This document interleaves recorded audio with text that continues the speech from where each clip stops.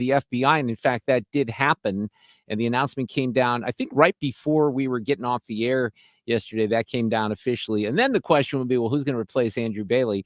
And I did squeeze that out of someone last night, but I was sworn to silence. It was Catherine Hanaway, who, Fred, as you know, long history here with the Mark Reardon show. She hasn't been on in a while, but back in the early days of the Reardon Roundtable, she was on the panel all the time. She was the first female House Speaker in Missouri. She ran for governor one time and was unsuccessful. She was a U.S. attorney here in the St. Louis area, and that was a big role. So there's no doubt that she has the experience necessary. I think it's a good choice. And, you know, there's some implications here for even Andrew Bailey in the future. Does he come back and does he run for the Senate? Does he run for governor? Does Catherine Hanaway become a senator? Because, you know, you have maybe Eric Schmidt is put into the administration. If J.D. Vance, we were getting way ahead of ourselves, but there's all kinds of scenarios. People are already talking about that, Fred. What's going to happen in 28? That's like draft choices. We already look for it. Like, you can't end a college football season without having the power rankings for the next college football season. It's kind of like that. We're not only looking at what the moment might be. Now, I'm a little disappointed only from this perspective. I love Andrew Bailey, and it's kind of funny. And I told him this story, Fred, the first time we ever met, I don't know, that would have been like 3 years ago. He came into the studio, which I give him credit for, because a lot of these guys, they don't even, you know, take time to go out and meet the media. So he came in, he was familiar with the show. He ended up being a real big fan of the show. I hear from Andrew on a regular basis when things are said that he likes. And, you know, he sends me a text, and we love talking Mizzou basketball and football. I got to see him in person at his office in February when I went up to see the governor. So we've developed a great relationship, and I think he's doing an unbelievable job, and he has been for Missouri. You think about the Kim Gardner situation. Now, some of that was started under Eric Schmidt's watch,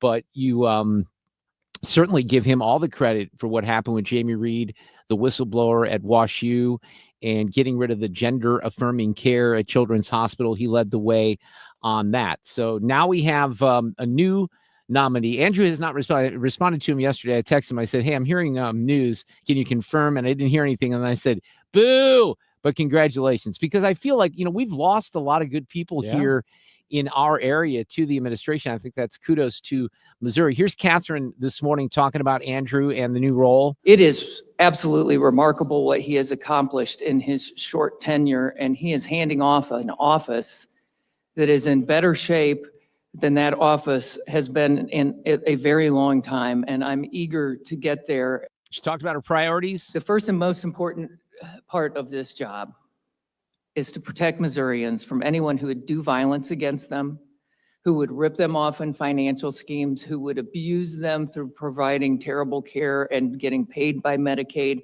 and anyone who would try to invade their constitutional rights. Now, she is a bit of an establishment pick, if you will. Although Kehoe's kind of, you know, he gets tagged as an establishment guy. One of our Jefferson City insiders, Scott Fawn's going to join us with his take here coming up in just a couple of minutes, and we'll continue to cover that throughout the afternoon. We got Sean Spicer coming up this afternoon at 4:30. The one thing I wanted to spend time on here in the early part of the show, and Fred, I don't know how much you've had a chance to dig into this report, but they have issued a report on the tornado sirens that did not go off. Carmody McDonald is the law firm which conducted the review. It's a little hinky-jinky in the way that it's written. It's a very long report. There are things that we knew in this report. There are things that I think I learned in this report that I did not know. I believe that State Rep Steve Butz is going to join us to react to this in a couple hours. But let me just kind of cull it down here. And some of this is from reporting in the local paper. It says a series of failures. And I've read this whole report, by the way. It's not I've taken a couple of screen captures and I want to read from some of those, but it's not the most fluid in its narrative, if you will. If I feel like, you know, all the attorneys, all the big shot attorneys did all this stuff and they took notes, and then like the interns maybe wrote the report.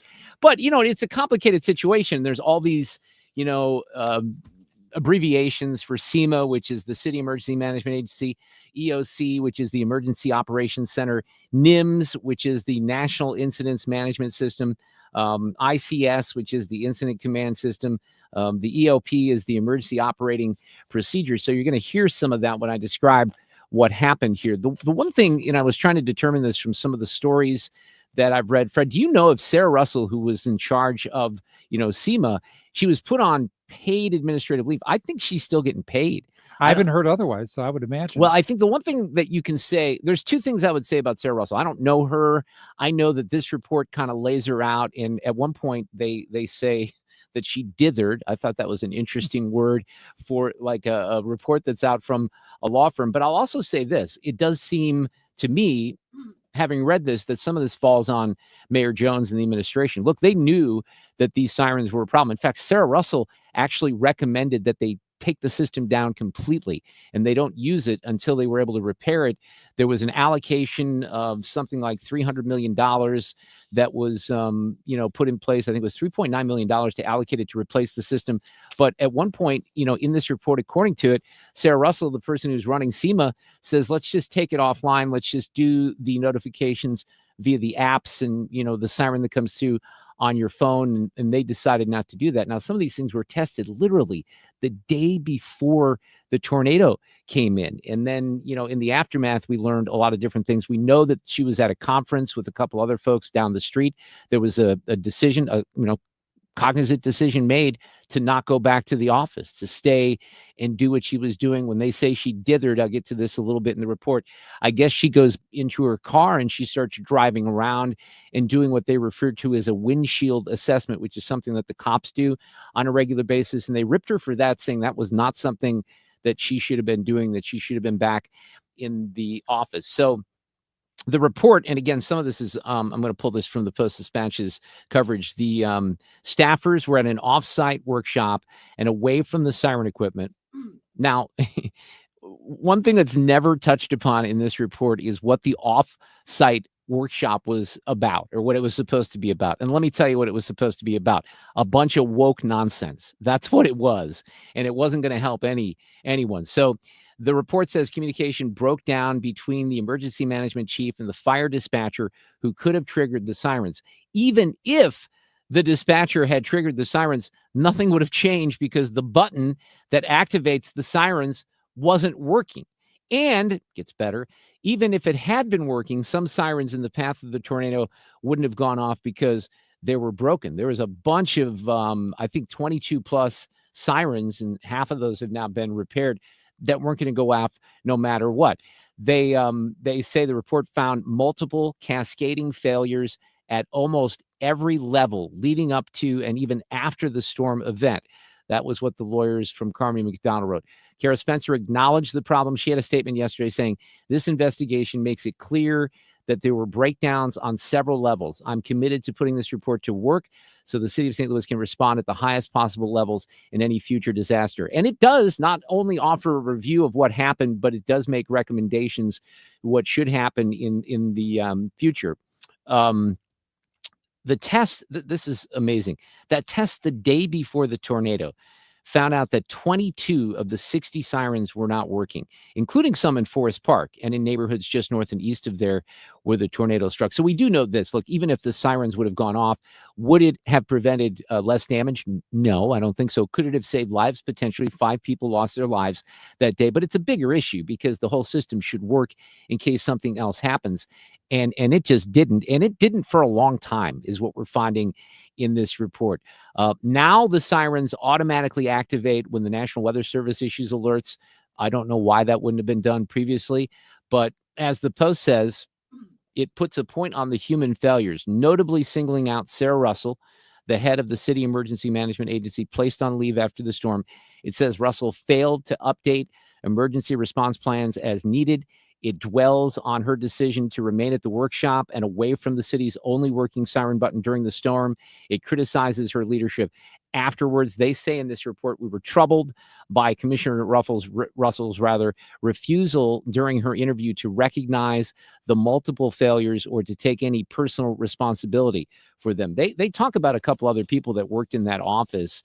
That one was the PIO, it's the Public Information Officer, Kim Vandenberg, and then someone else who kind of were on top of their jobs and they were doing sort of what they were supposed to do.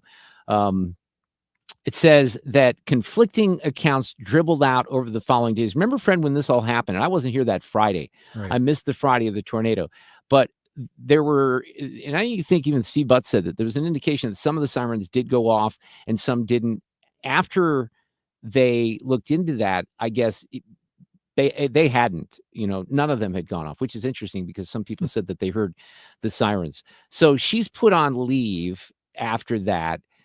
The report is released yesterday. It doesn't say anything in here that she was fired. I think that if there's one thing that you can take away from this, and by the way, I wouldn't put all this on Sarah Russell. It's not just her. There's people in the Jones administration. I think there's other people that worked in and around this that probably should have to have, some consequences for this. But I don't know if they will. She seems like more than just a scapegoat. I think she wasn't doing her job and she wasn't doing it effectively. And there's all kinds of information, not only leading up to the tornado, but in the aftermath. Apparently, when the National Weather Service issued the warning that day, neither SEMA nor the fire department took charge of the sirens. So Russell calls the fire department and asks a dispatcher, you got the sirens, but there's a miscommunication or misunderstanding at the time because the dispatcher thinks that Russell was asking if she had received a cell phone alert. And she said, yes, how people are alerted that there's a tornado, but she made no move to do anything with the sirens. The report said, given the gravity of the situation, both dispatcher Erica Moorhead and Commissioner Russell should have ensured clarity in their communications. The report says that clearer policy would have also helped. The investigator said fire and SEMA staff had several different opinions on who exactly bore responsibility for making sure the sirens went off. In the days after the storm, Spencer assigned that responsibility, remember, to the fire department. But they, there was a little, I guess, mystery within SEMA and the fire department about the chain of command and what should have happened. This Kim Vandenberg, who's the PIO, said there was no specific training that she was given to figure out exactly what, that protocol was. When the fire department did test the siren after the storm, it failed. When contractors come out to fix it, they find that the fire department's antenna couldn't reach a device called a repeater. We use repeaters in radio. There's also this question about the FCC and some of the signals in this report. And I don't understand all of that, but there are things that I think affect that, the repeater. And most of the people who were asked about this in this report, and Sarah Russell, they weren't very clear on the role of the FCC or what the parameters might be. But because of this repeater, which was at a Southside police station, and it sends the signals to the sirens, there was no way to reach them during the storm. So that was one of the issues. And then they get to the windshield assessment. Russell drove through the affected area to conduct a windshield assessment, a task usually handled by police officers, rather than going to the city's emergency operations center to coordinate the city's response. And when everyone arrived, there was no formal response plan available to guide the damage assessment, expense tracking, and other parts of the response. And they go into a lot of protocols that were left by the wayside. So we'll continue to talk about that. We'll have Steve Butz on in the 5 o'clock hour. We'll take a break here. We're going to get a little response on the news of the day with Catherine Hanaway. We had former Senator John Lamping set up. Is it going to be Lamping? Because he was in jury duty or jury selection, and Scott Fawn was our backup. So Fred, what are we going to do here? We are going to go with John Lamping. Okay, right Lamping's now, coming up here Scott in just a couple of minutes. We don't have Sue today. Traffic from the 97.1 FM Talk Traffic Center. All right, 70 on your westbound side is pretty jammed up if you're making your way from 5th Street over to just before Cave Springs. We've got a crash in the right lane at 170 southbound, slow going from Forest Park Parkway down to 64. Southbound 270 from Page to 64 on the brakes. 64 westbound Hampton to Clayton, a little slow. Southbound side of 55 from Broadway to Bates, tight, and 44 westbound slow spots from Lindbergh over to 270. This report is sponsored by Lakeside Renovation and Design. For over 25 years, Lakeside Renovation and Design has been St. Louis's trusted source for transforming homes inside and out, from windows and siding to kitchens, bathrooms, and outdoor spaces. They deliver quality craftsmanship backed by lifetime warranties. Visit lakeside.com to start your dream project today. I'm Trent Erickson with traffic on 97.1 FM Talk. Well, there's no better example than what I just talked about with the tornado to inspire you to get a free estimate on a Generac home standby generator from Generator Supercenter here in St. Louis. They're the nation's #1 Generac generator dealer. I had Tim Fitch on my panel, former St. Louis County Police Chief. He was raving about Generator Supercenter. He heard me talking about him. He gave them a call, and he's now all set up. They have a retailer dealership out in Chesterfield. You do have competitors that use like mixed-use facilities or warehouses. all of the installations by Generator Supercenter are permitted and code compliant. That's important because competitors don't often do that. And with a system like this, these are not portable generators, high quality generators. If you have an outage, if a storm comes in, ice storms, of course, can be a factor in this area. Blown transformers because of traffic accident or construction. All these things could knock out your power. These things will kick right in. The Generac generators are high quality, and then they have to be maintained. You need some maintenance work just like you would your HVAC system or your car, and they take care of all of that as well. So I'm offering you a free estimate on a Generac home standby generator. Financing is available. You can call Generator Supercenter of St. Louis at 314-499-2020 or the website generatorsupercenterofstlouis.com. Calling all future sportscasters. Sharpen your skills and learn from the best of the Missouri Broadcasters Association Sportscasters Forum Tuesday, September 16th in St. Louis. Join Cardinals beat reporters, broadcasters, and the legendary John Rooney, the voice of the Cardinals, for insider sessions on play-by-play, interviewing, reporting, and more. Then cap the day with a Cards-Reds game at Busch Stadium. Open to college students and broadcasting pros. Just $10 for students, lunch, and a game ticket. Space is limited. Registered by September 2nd at MissouriBroadcasters.org. Your garage door is always there for you, rain or shine. Are you taking your garage door for granted? Is it screeching and whining for attention? Trust Overhead Door Company of St. Louis to keep your garage door reliable. Maybe the old weather stripping needs replaced to keep out the cold and hot air. Call Overhead Door Company of St. Louis. Trusted here since 1926. For same-day service, call 314-781-5200 and schedule online at overheaddoorsstlouis.com. Are you nearing retirement and don't know if you have enough money saved to retire? That is scary. Do you have a written retirement financial plan in place? Well, when it comes to retirement planning, the trusted team at Financial and Tax Architects are the best. They've helped people all over St. Louis retire with confidence. And that's what you want. You want to retire with confidence. Now, they offer a one-night, 2.5-hour adult education class called Retirement Planning 101. They hold these at colleges over the St. Louis area and in Illinois. No cost, no obligation, just learning. And at this class, you learn how to avoid costly mistakes, how to maximize your income, how to reduce taxes in retirement. So call them today, 314-888-5101, or visit fta-ria.com and take the first step toward a smarter retirement. 314-888-5101. Mark Reardon, Sue Thomas. This is the Mark Reardon Show. Unfortunately, Sue is off today. She'll be back tomorrow. Let's talk a little bit about the choice today by Governor Kehoe. Andrew Bailey goes to D.C. to become the co-deputy director of the FBI. Catherine Hanaway, pretty big name in Missouri politics, but she hasn't really been active for a while, is the replacement. Governor Kehoe makes the announcement. She held a bit of a news conference this morning. Her intentions, these have been short-lived terms because people keep going to Washington. Will she serve this term out? So my game plan for sure is to serve the next 3 years. And then if Missourians will vote for me and believe I earn a full term, then I'd like to serve a full term. That's my game plan. Well, that might have been Andrew Bailey's game plan too, but that did not happen because he was swept up for this new position. Former State Senator John Lamping, who was just here on Friday for the roundtable with us with his reaction this afternoon. Hey, John, how are you? I'm doing great, Mark. I always kind of harken back. This is one of my favorite stories from, I'm thinking it was 2009, which would have been, I think you and I probably knew each other back then, and you might have been. When did you enter into politics? When was the first time you ran for that Senate seat? That was my year. I ran for office in 2010. We met at the end of 2009. So back then I had, and you might not have been on the panel yet, on the roundtable panel, but Catherine Hanaway was a panelist and Jeff Smith was a panelist. And there was a Friday before Jeff Smith was indicted for lying to the FBI that Catherine and Jeff were on the same panel. I'll never forget it because then the story broke next week. Now, she was not the acting U.S. attorney at the time, but she damn well knew what was going on. And that was an interesting, kind of one of those moments where you go back in time and say that must have been uncomfortable maybe for both of them in that studio. But she hasn't been as active as I indicated in Missouri politics as of late, taking on, more of a role in a firm as a private lawyer. What do you think about this choice? Well, first of all, Andrew Bailey going to Washington. Let's start with that. I don't know if you saw that coming or if there was any kind of telegraphing of that.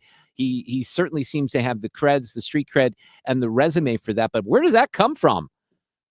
Yeah, I really don't know. I mean, I'm not surprised by it because Andrew, he was very aggressively interviewing and lobbying for the U.S. Attorney General's office back in January. So it struck me as kind of odd. He was appointed to office, obviously, when Eric Schmidt went to the U.S. Senate. He then had to run for an election, for a campaign for over a year to be elected. He beat out my friend Will Scharf. But it seemed like almost immediately after he was sworn in, he was looking to the federal level for federal office, which I don't understand. Maybe someday he'll write a book before he runs for president and explain what he was thinking. But it seemed as if he wanted to get to higher office at the federal level, and that's what he did. And I'll talk a lot about Catherine. It is unfortunate, though. I really don't like when elected officials move on after having won an election. I mean, Joanne Emerson retired the week after she ran for re-election, and another process had to begin. And I don't like the power that the governor has with all these appointments. I think he has the power to appoint, and at the same time, he has the power to appoint the incumbent, and which Catherine will be when she runs for election. No, I understand that. So. It just seems, man, it's with that role in particular seems to be happening with maybe more than any other in the entire country.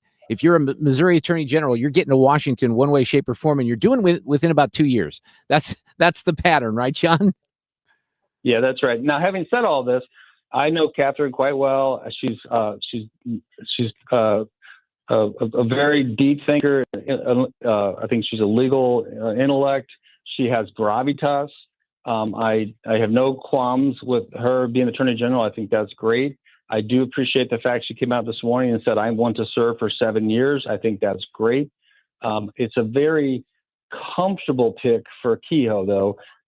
Catherine definitely comes from, she's not from the far right. She's not from the MAGA wing. She's not from the Tea Party wing. She's from the very, very much Missouri establishment wing. She worked for Kit Bond. She and the Blunts are in the same law firm. Mike Kehoe is not from the far right either. It's a very comfortable pick for him. I think I was really encouraged by the fact that Catherine did commit to an extended stay in that office. We've got way too many. We've had way too many politicians that are just going from one office to the next, looking for a higher office or something. I will also want to say this about her, which is I think this is a remarkable thing that we need much more of this in politics, and especially in Missouri. It's safe. I'm comfortable in saying Catherine just took a 7-figure pay cut. Oh, yeah. A 7-figure pay cut annually to take this office. So if we can get people who are massively successful in the private sector to leave the private sector to serve the public, I think the public can only be a winner in the end. I'd like to see a lot more that happens. It's a very difficult thing to do. What is far more common is that young men and women, they try to become 7-figure earners through government. And the fact that she did it before she got back into government, I think is phenomenal. But why? I mean, my question would be, why would you do that? I guess because you love the public service and you're asked by the governor, but that's a pretty dramatic pay cut. I mean, I know that she's probably fine and the bank account is okay, but still that's a big move. Well, it speaks to her character. I think it speaks to her when someone says I'm a public servant, I want to serve the best interests of the community and the public. Too often those are words that sound great. But back that up with action. And again, she's a very successful attorney. And she said, you know what, I'm going to think about it, Mark. She just said, I'm going to spend 7 years not making $1 million or plus or more a year. I'm going to do that for my state. I'm going to do that for my country. And so, there's going to be a lot of things that I may disagree with her on. I know she came out this morning and defended glyphosate, which speaks to the corporate wing of the party that she's more comfortable with or where she comes from. But nonetheless, we got a very bright member of the private sector and legal community to give that up to serve the interests of the state, and I think that's phenomenal. Former State Senator John Lamping, while I have you here, on Friday we talked about the the Putin meeting a little bit. It is quite remarkable. I'm going to talk with Sean Spicer in about an hour about this, what the president has achieved so far. And obviously he was sending a message with the flyover and, the way that Putin was greeted. But look, this appears to be a guy that really wants to get something done here. He gets all these European leaders. He's highly praised yesterday in the aftermath of that. I'm not exactly sure if a Zelensky-Putin meeting is just around the corner. So some of the next steps are somewhat questionable, but he seems focused. And I love the fact that everyone's saying he's doing this for political reasons. I think he's doing this with the rest of the world to try to stop all the damn killing. Well, I think that in our lifetimes, we've not seen someone play this role of, he's a diplomat. He's pulling together people with very different views of the world. Obviously, you got two people that are at odds with each other. But I want to share with you that there was a quote he made today.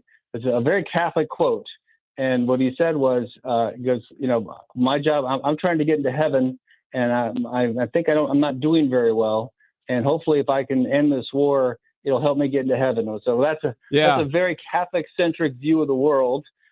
We all, our hardcore Catholics all think it's a very narrow door to get into heaven, and to have Trump actually say that out loud. It tells me that people like the Catholics around him, Rubio and J.D. Vance, are having an influence. So Carolyn was asked about that today in the briefing a couple hours ago. The president said on Fox News this morning that he's partially seeking peace in order to get to heaven. Was he joking, or is there spiritual motivation behind his peace deals here? I think the president was serious. I think the president wants to get to heaven, as I hope we all do in this room as well.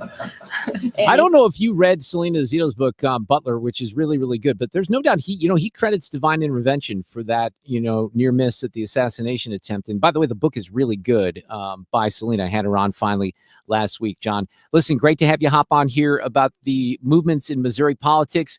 We might get Catherine Hanaway on the air this afternoon. We're kind of waiting for some confirmation. Keep you posted on that. But Senator Lamping, I appreciate it. Thank you very much.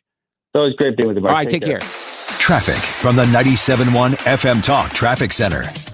Yeah, so things are heavy now on 270 southbound from Page down to 64, 170 southbound building a bit Ladue down to 64, 70 westbound, clearing a crash right around just before Cave Springs. It was in the right lane. They've got it out of the way now, but it's still heavy going from 5th Street on over. Westbound 64, slow spots from Kings Highway all the way over to 270, 55 southbound heavy Arsenal to Bates, and 44 westbound heavy Lindbergh approaching 270 on the ramp to southbound 270. This report is sponsored by Jerry Kelly Heating, Air Conditioning, Electrical, and Plumbing. I'm Trent Erickson with traffic on 97.1 FM Talk. From now on, if you spring a leak, need a water heater, or have hard water, thanks for calling Jerry Kelly Heating, Air, Plumbing, and Electrical. Jerry Kelly will fix the leak, install the thing, and make that hard water easy. From the company who's got your whole home covered. JerryKelly.com. It's the greatest pop rock of the 60s and 70s. The Happy Together Tour 2025 with the Turtles, Jay and the Americans, Little Anthony, Gary Puckett and the Union Gap, the Vogues, and the Cowsills. This Thursday night, the Family Arena. Reserve seats on sale now at the Carroll House Furniture box office located at the Family Arena or Ticketmaster. Get ready for BTO live in concert. Bachman Turner Overdrive with special guests April Wine and Zebra. Roll on down the Highway 2025 tour. Saturday, August 30th, the Family Arena, a night of vintage BTO. Tickets on sale now at the Carroll House Furniture box office, located at the Family Arena or Ticketmaster. Don't miss Bachman Turner Overdrive. We, without hesitation, recommend that anybody work with ThrottleNet. The experience will be as good as it's been for us, for anybody, because you'll get a true partnership and you'll be able to rest easy that you're going to get the service that you need while they're also doing all those things that you don't want to have to think about, that you don't want to have to worry about. They're always doing that in the background for you. Don't wait for your next IT crisis. If your business depends on technology, you need a partner that's got your back. Contact ThrottleNet.com to get a free IT evaluation and see how we can support your IT everything. Your biggest choice in home home restoration is, who do you trust with your home, your most valued asset? Few can match Banner Construction's experience and dedication to excellence. Banner is an elite preferred James Hardy contractor and Pella Window specialist. Restoration is a one-time opportunity to have Banner's design team show you architectural options to make your home the neighborhood showcase. Call for a free consultation, 314-569-1050. Now hiring qualified carpenters. I'm Ultima Morgan of Morgan & Morgan. Every time one of my children started driving, it was terrifying. Thousands of accidents happen across the country. We see it every day. If you've been injured in a car accident, call us. Dial pound law or visit forthepeople.com for an office near you. Rolling hot dogs 2 for $5 on a fluffy bun. All beef hot dogs rolling in. Hurry, cause they're on the run. Pick your toppings anyway. Roll into this deal. Pick your 2, big Q2. Roll and mix a meal. Mustard relish, sauerkraut. Ain't no need to scream and shout. Get 2 all beef hot dogs and a big Q for $5. Only at QT. More than a gas station. Hey guys, Glover here for my friends Mark and Neil Gelman from the Gelman team of eXp Realty. If you want immediate cash for your home or to see what your home is actually worth in today's market, find out for free from the local experts. 314-336-1991. Go to thegelmanteam.com. It's time for a $98 AC tune-up. And this portion of the show is sponsored by Jerry Kelly Heating and Air. From the gateway city to the front lines of freedom. 97.1 FM Talk. St. Louis Conservative. Oh man, I played a bite from Carolyn at the briefing, but I forgot to play this one. Andrew Bailey is extremely qualified. As you know, he's been serving with honor as the Attorney General of Missouri, and he's been brought on as another set of very credible and experienced hands to work alongside the current Deputy Director, Dan Bongino, under the leadership of the Director, Kash Patel, and the Attorney General, Pam Bondi. When you're actually working and enforcing law and order, you need all hands on deck, and so we look forward to welcoming Andrew Bailey to this new post. And we might get his replacement as AG Catherine Hanaway on the air before this show is over this afternoon. A lot of the questions this morning with Carolyn had to do with the Ukraine-Russia situation, security guarantees in particular. The president has definitively stated U.S. boots will not be on the ground in Ukraine, but we can certainly help in the coordination and perhaps provide other means of security guarantees to our European allies. The president understands security guarantees are crucially important to ensure a lasting peace, and he has directed his national security team to coordinate with our friends in Europe and also to continue to cooperate and discuss these matters with Ukraine and Russia as well. So she had to address the media coverage because the legacy media is just waiting for this to fail, right? All weekend following those historic U.S.-Russia bilateral talks, we listened to clueless pundits on television trying but failing to claim that the president had failed.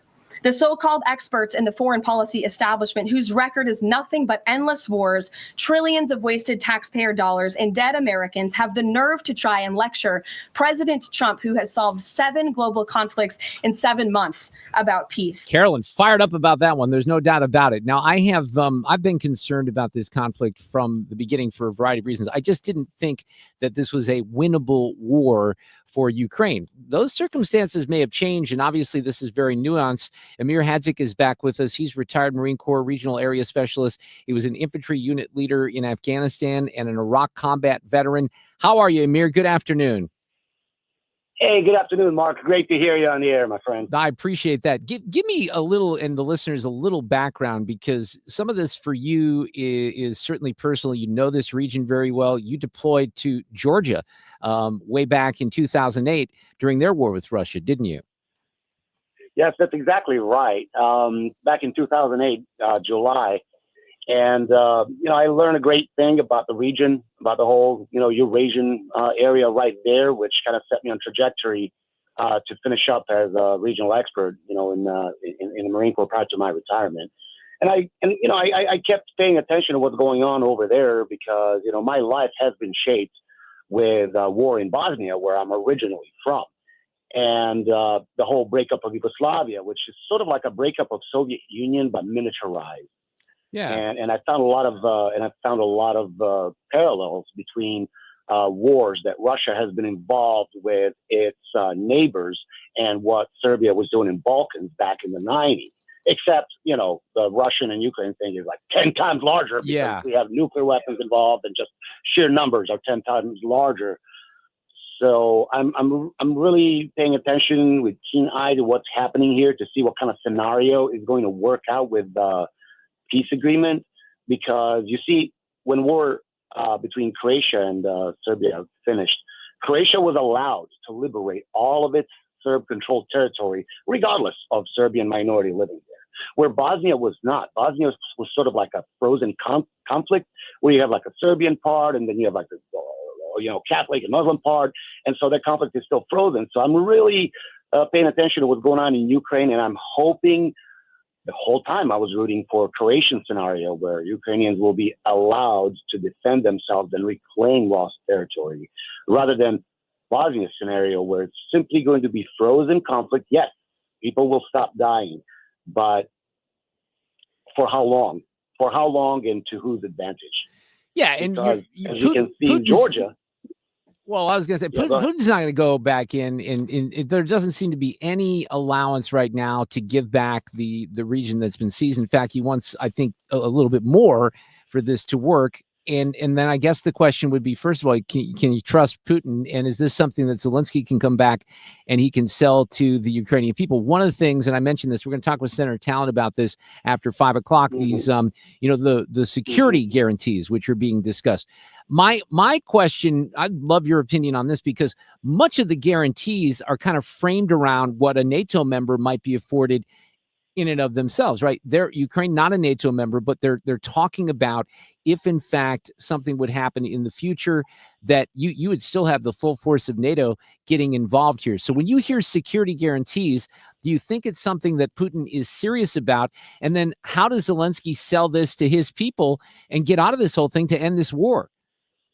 No, you're absolutely correct. And I mean, if he doesn't sell his people this settlement, he might just get forced out of the office, just like his predecessor. And so that's why it's so dangerous. But as far as like these guarantees, I mean, yeah, they're talking about Article 5 style guarantees, like an attack on Ukraine would be like attack on all of the guarantors. Right. But who are the guarantors? Like, are we talking about UK and actual NATO members, or are we talking about Belarus or Armenia or, CSTO members or Russian allies?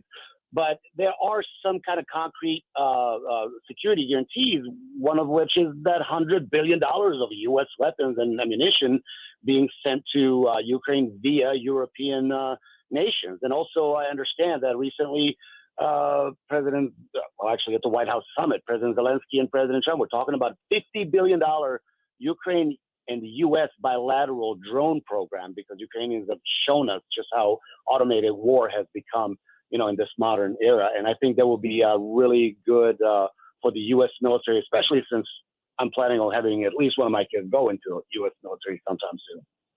So what are you, because again, I'm going to go back to my, my comments from the beginning, where I just saw, and I think a lot of people in this country, and this was discussed a lot last year during the presidential race, pouring a bunch of money into an effort for Ukraine where they don't appear to have the possibility of winning, seemed like a big waste of money. And by the way, it wasn't all cash, it was weapons, and we've sent support.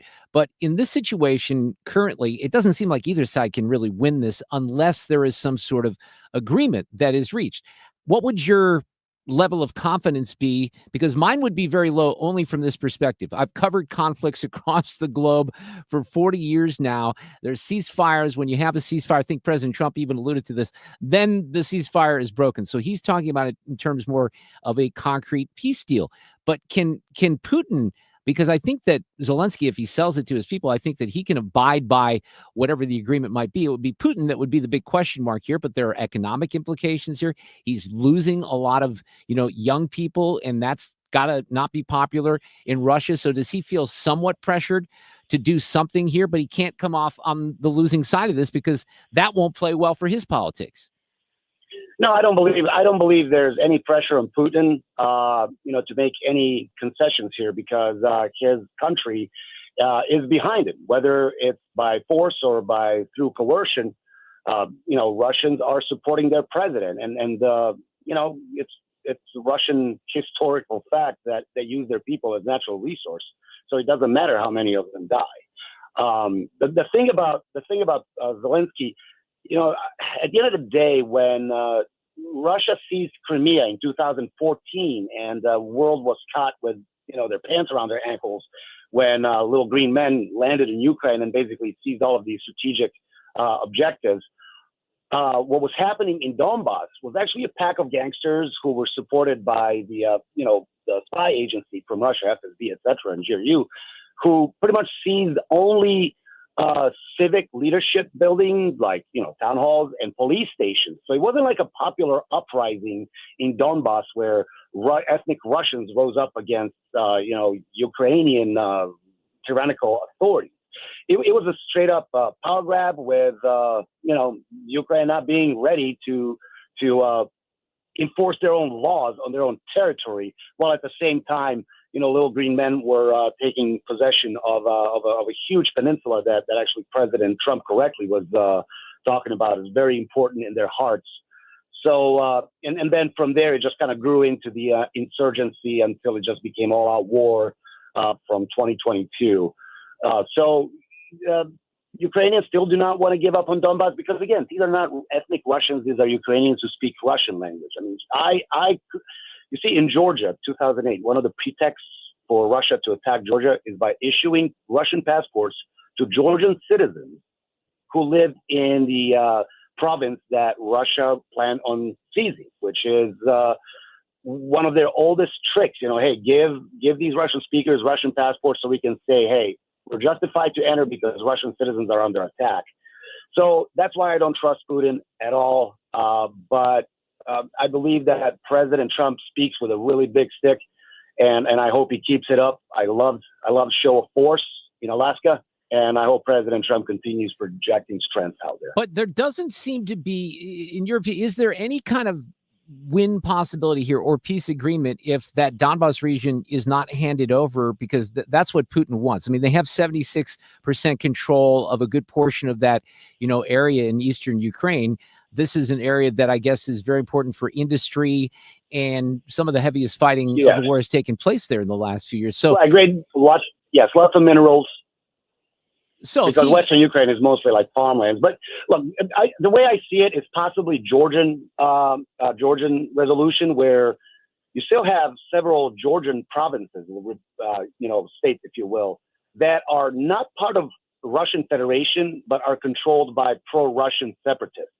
And ceasefire still holds, and everybody's making money, right? And because that's ultimately what I think President Trump wants to do too. We want to get back to economic prosperity because this war is really not good for a global economy. And so I believe once they freeze the conflict, just kind of have Russians claim victory in their capital, have Ukrainians claim victory in their capital, but as long as killing is stopped. And then Europeans really need to pay attention, make sure that Russian influence operations are not affecting Ukraine the way they have affected Georgia most recently, where they all but have a pro-Russian government in Tbilisi.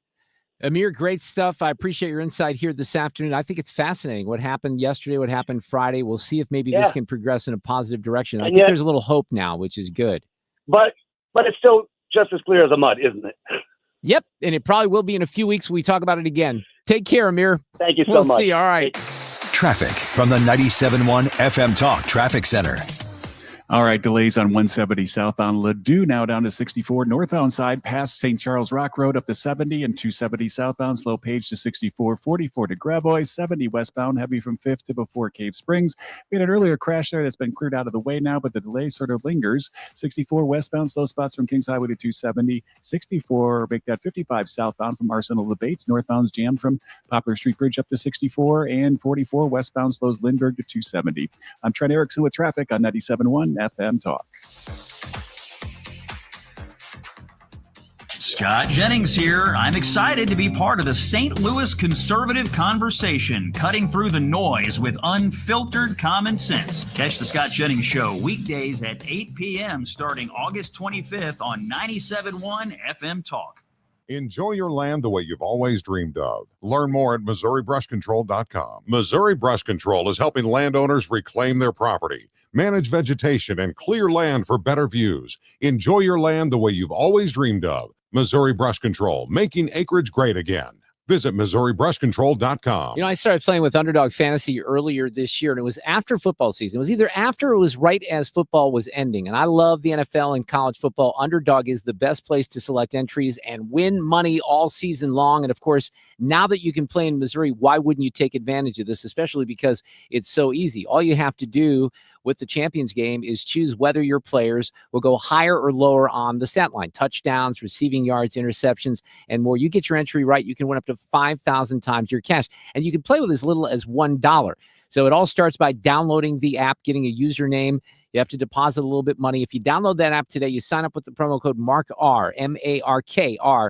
That gets you $50 in bonus funds when you play your first $5. Again, the promo code is MARKR. Millions of fans have won billions making plays on Underdog.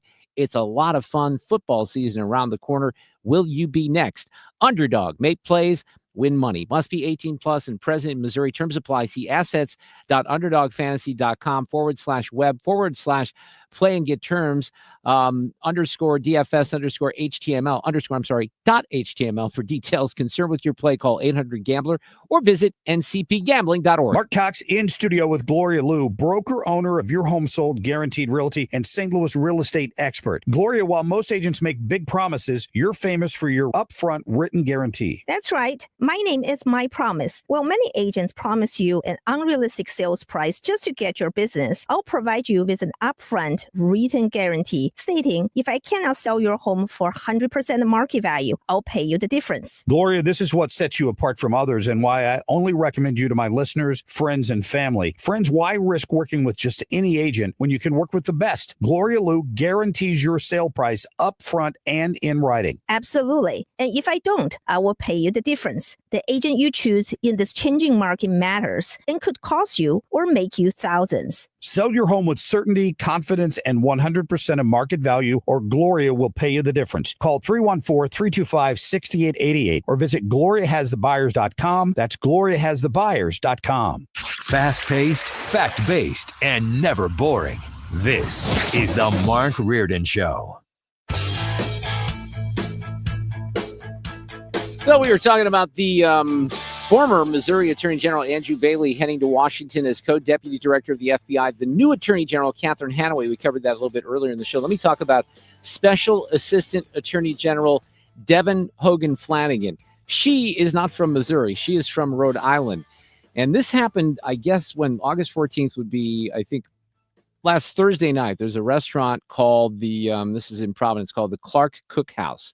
And there's a call. This is one of those things where, and every once in a while this happens. I shouldn't say every once in a while. It happens quite a bit, actually, with national stories. There's always a piece of the puzzle that I think is like missing, and you can't really determine exactly what happened. But the police were called to this restaurant it's Newport, Rhode Island. Fancy place, Newport. I had an aunt and uncle who lived there. I've actually been there once in my life. They were arrested because they were accused of trespassing at the restaurant, and they get very defensive with the cops who show up to ask her to leave. So this special attorney general, name is Devin Hogan Flanagan. You can hear she's a little liquored up here. She's outside of the restaurant. The body cam is on the whole time. At one point, and I don't know if we have this part of the audio, she gets into the car. She goes, "Buddy, you're going to regret this. You're going to regret it." And she keeps saying, "I'm an AG.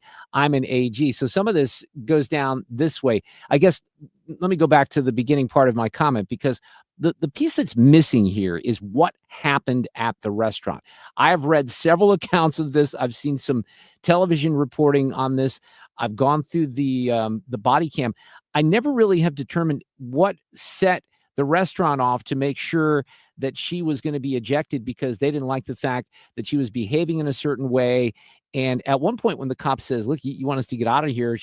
they say, "Yeah, charge her with something," because they did not like the fact that she was there. So it all gets kind of hot when the cops get there. He has his body cam on. Apparently, she tries to make the case that you have to turn that off because if there is something that is in law in Rhode Island that you can apparently request, if a citizen requests to turn it off, that's the protocol. But even though she does that, the Newport Police says protocol does allow for the footage to be turned off if a witness or a victim requests it, and if the scene is non-confrontational, among other situations. Well, this is not non-confrontational. I think you would agree. If I ask you to turn off the body cam, you have to turn it off, and that's your protocol. She's a fucking lawyer, so she knows. Well, that's bullshit lawyer stuff, so that's not true. So we got to go. That's the friend that says she's a blanking lawyer. And the friend becomes an interesting part of this here in a couple of minutes. They're both in the cops' faces. They don't like the fact that the cops are touching them. And at one point, they try to cuff Flanagan. It is. That's law. I'm an AG. I'm an AG. Good for you. I don't give a Let's go. We're going. Cop doesn't care. We're leaving. Please don't put your hands on us. Can you get your children out of here? Like, I don't know why. I'm sorry, what? Let's go. I thought that was kind of funny too. So it looked like if you looked at the two women, it almost looked like Flanagan was the mother. I mean, the other woman should take it as a compliment if they're the same age. They describe her as a college friend. She looks younger though than the assistant AG. So the cop appears to be saying, you and your children or you and your daughter or something like that. But I think that was misinterpreted. Let's go. Come on. There are two full-grown women and mothers. So, all right. I'm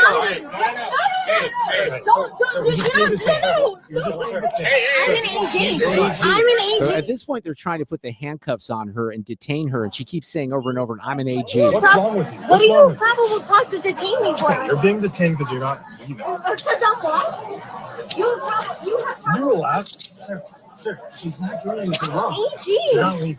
I think that was her husband saying, sir, she's not doing anything wrong. We're not leaving. And this is, again, where it's a little mysterious to me.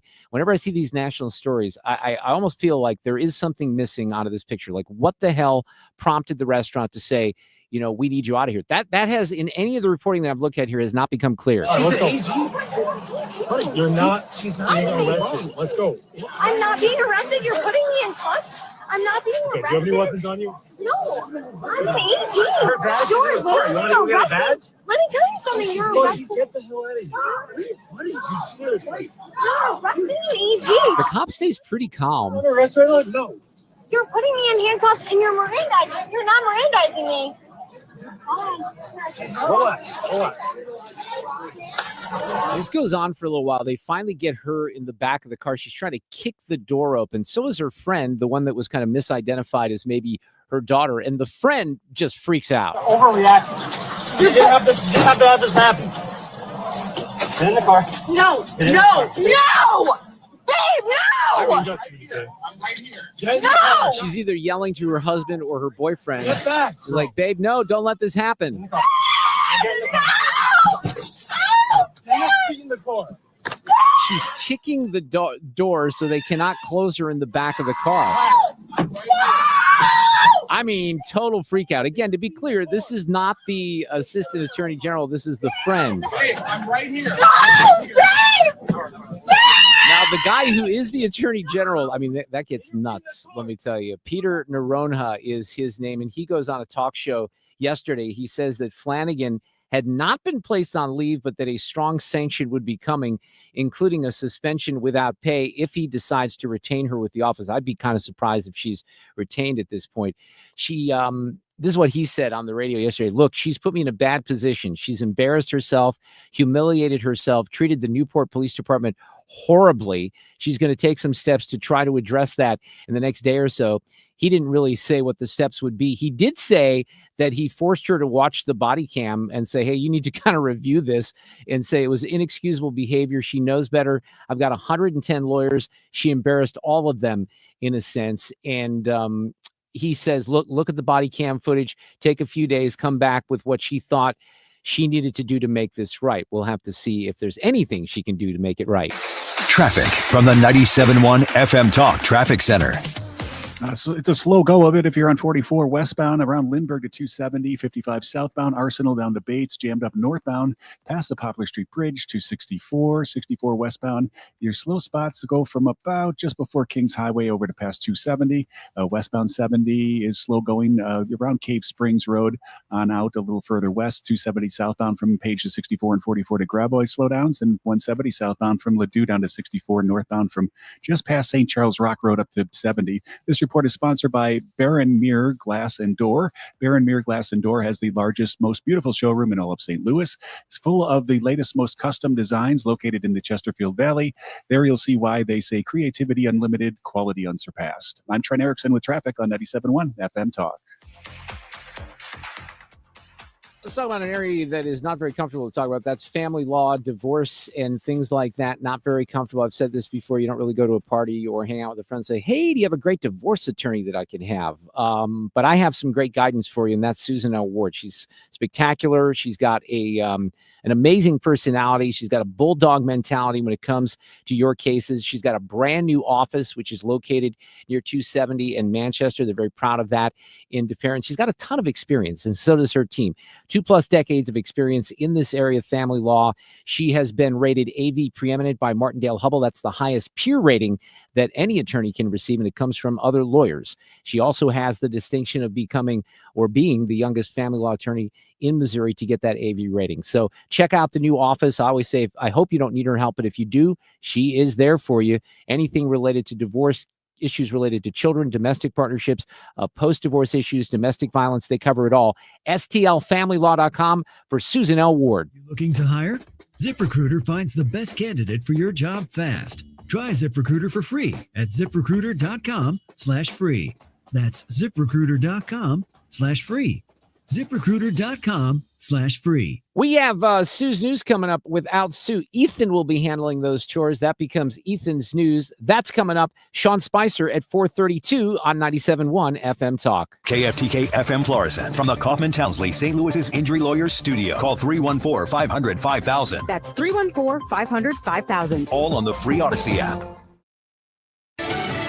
Crime stats under scrutiny. I'm Lisa Brady, Fox News. This as the White House continues to push back on Washington, D.C. leaders who've challenged a federal crackdown as unnecessary, citing recent declines in violent crime. The Justice Department is investigating whether or not someone or multiple people may have manipulated crime data when it comes to Washington, D.C. crime statistics. This investigation is being run out of U.S. Attorney Janine Pirro's office here in D.C. Again, these are just allegations. Fox's David Spunt, D.C. Police Union Chief Greg Pemberton tells Fox police leadership will sometimes advise incident officers to take a report for a lesser offense. There'll be a shooting or a stabbing, and if the victim is uncooperative with the police, which is not uncommon in some areas of the city, they'll be directed to take an injured person to the hospital report, which is not even a crime at all. It's an incident report. He echoes the president's claim of skyrocketing crime. D.C.'s mayor says violent crime is at a 30-year low.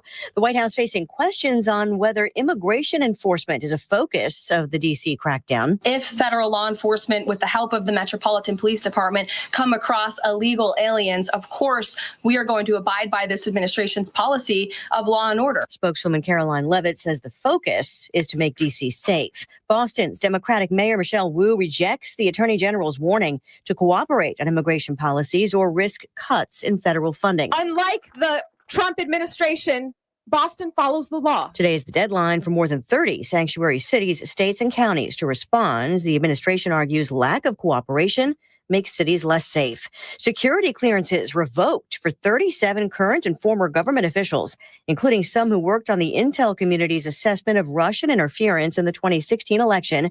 The director of national intelligence says the officials losing clearance abused the public trust. America is listening to Fox News. An official message from Medicare. I turned 65 this year. I knew it was time to figure out Medicare, and I had questions, like when to enroll and how to enroll. So I went straight to the official source, Medicare.gov, to get the facts about Medicare. I found answers to all my questions, and I'm ready to get started. And so can you. Just go to Medicare.gov to get the real facts about Medicare. Paid for by the U.S. Department of Health and Human Services. You ever try fixing your car and realize you're missing that one part? Yeah, been there. That's why eBay's my go-to. They've got millions of parts, guaranteed to fit. I'm talking brake pads for when yours have seen one too many miles of stop and go. Oil filters, because you don't mess around with your engine care. Even got this cold air intake on my watch list. I might just go for it. To keep the ride cool and your DIY streak hot. Find all the parts you need at prices you'll love. Guaranteed to fit every time. eBay. Things. People. Love. Eligible items only. Exclusions apply. Air Comfort Service, heating, cooling, and insulation. Weather. Partly sunny skies, couple of spot storms. 95 today. Tonight, partly cloudy. A weak cool front coming by. A couple of thunderstorms here and there. 74. Wednesday, northwest flow. It's not a strong northwest flow, but at least it's a northwest flow. Partly sunny. A couple of spot storms and cooler on Wednesday. 85. A big shot of cool air coming in by Sunday. This is 97.1 FM Talk. Chief Meteorologist Dave Murray. Major League Baseball realized they needed new rules to help grow and speed up the game.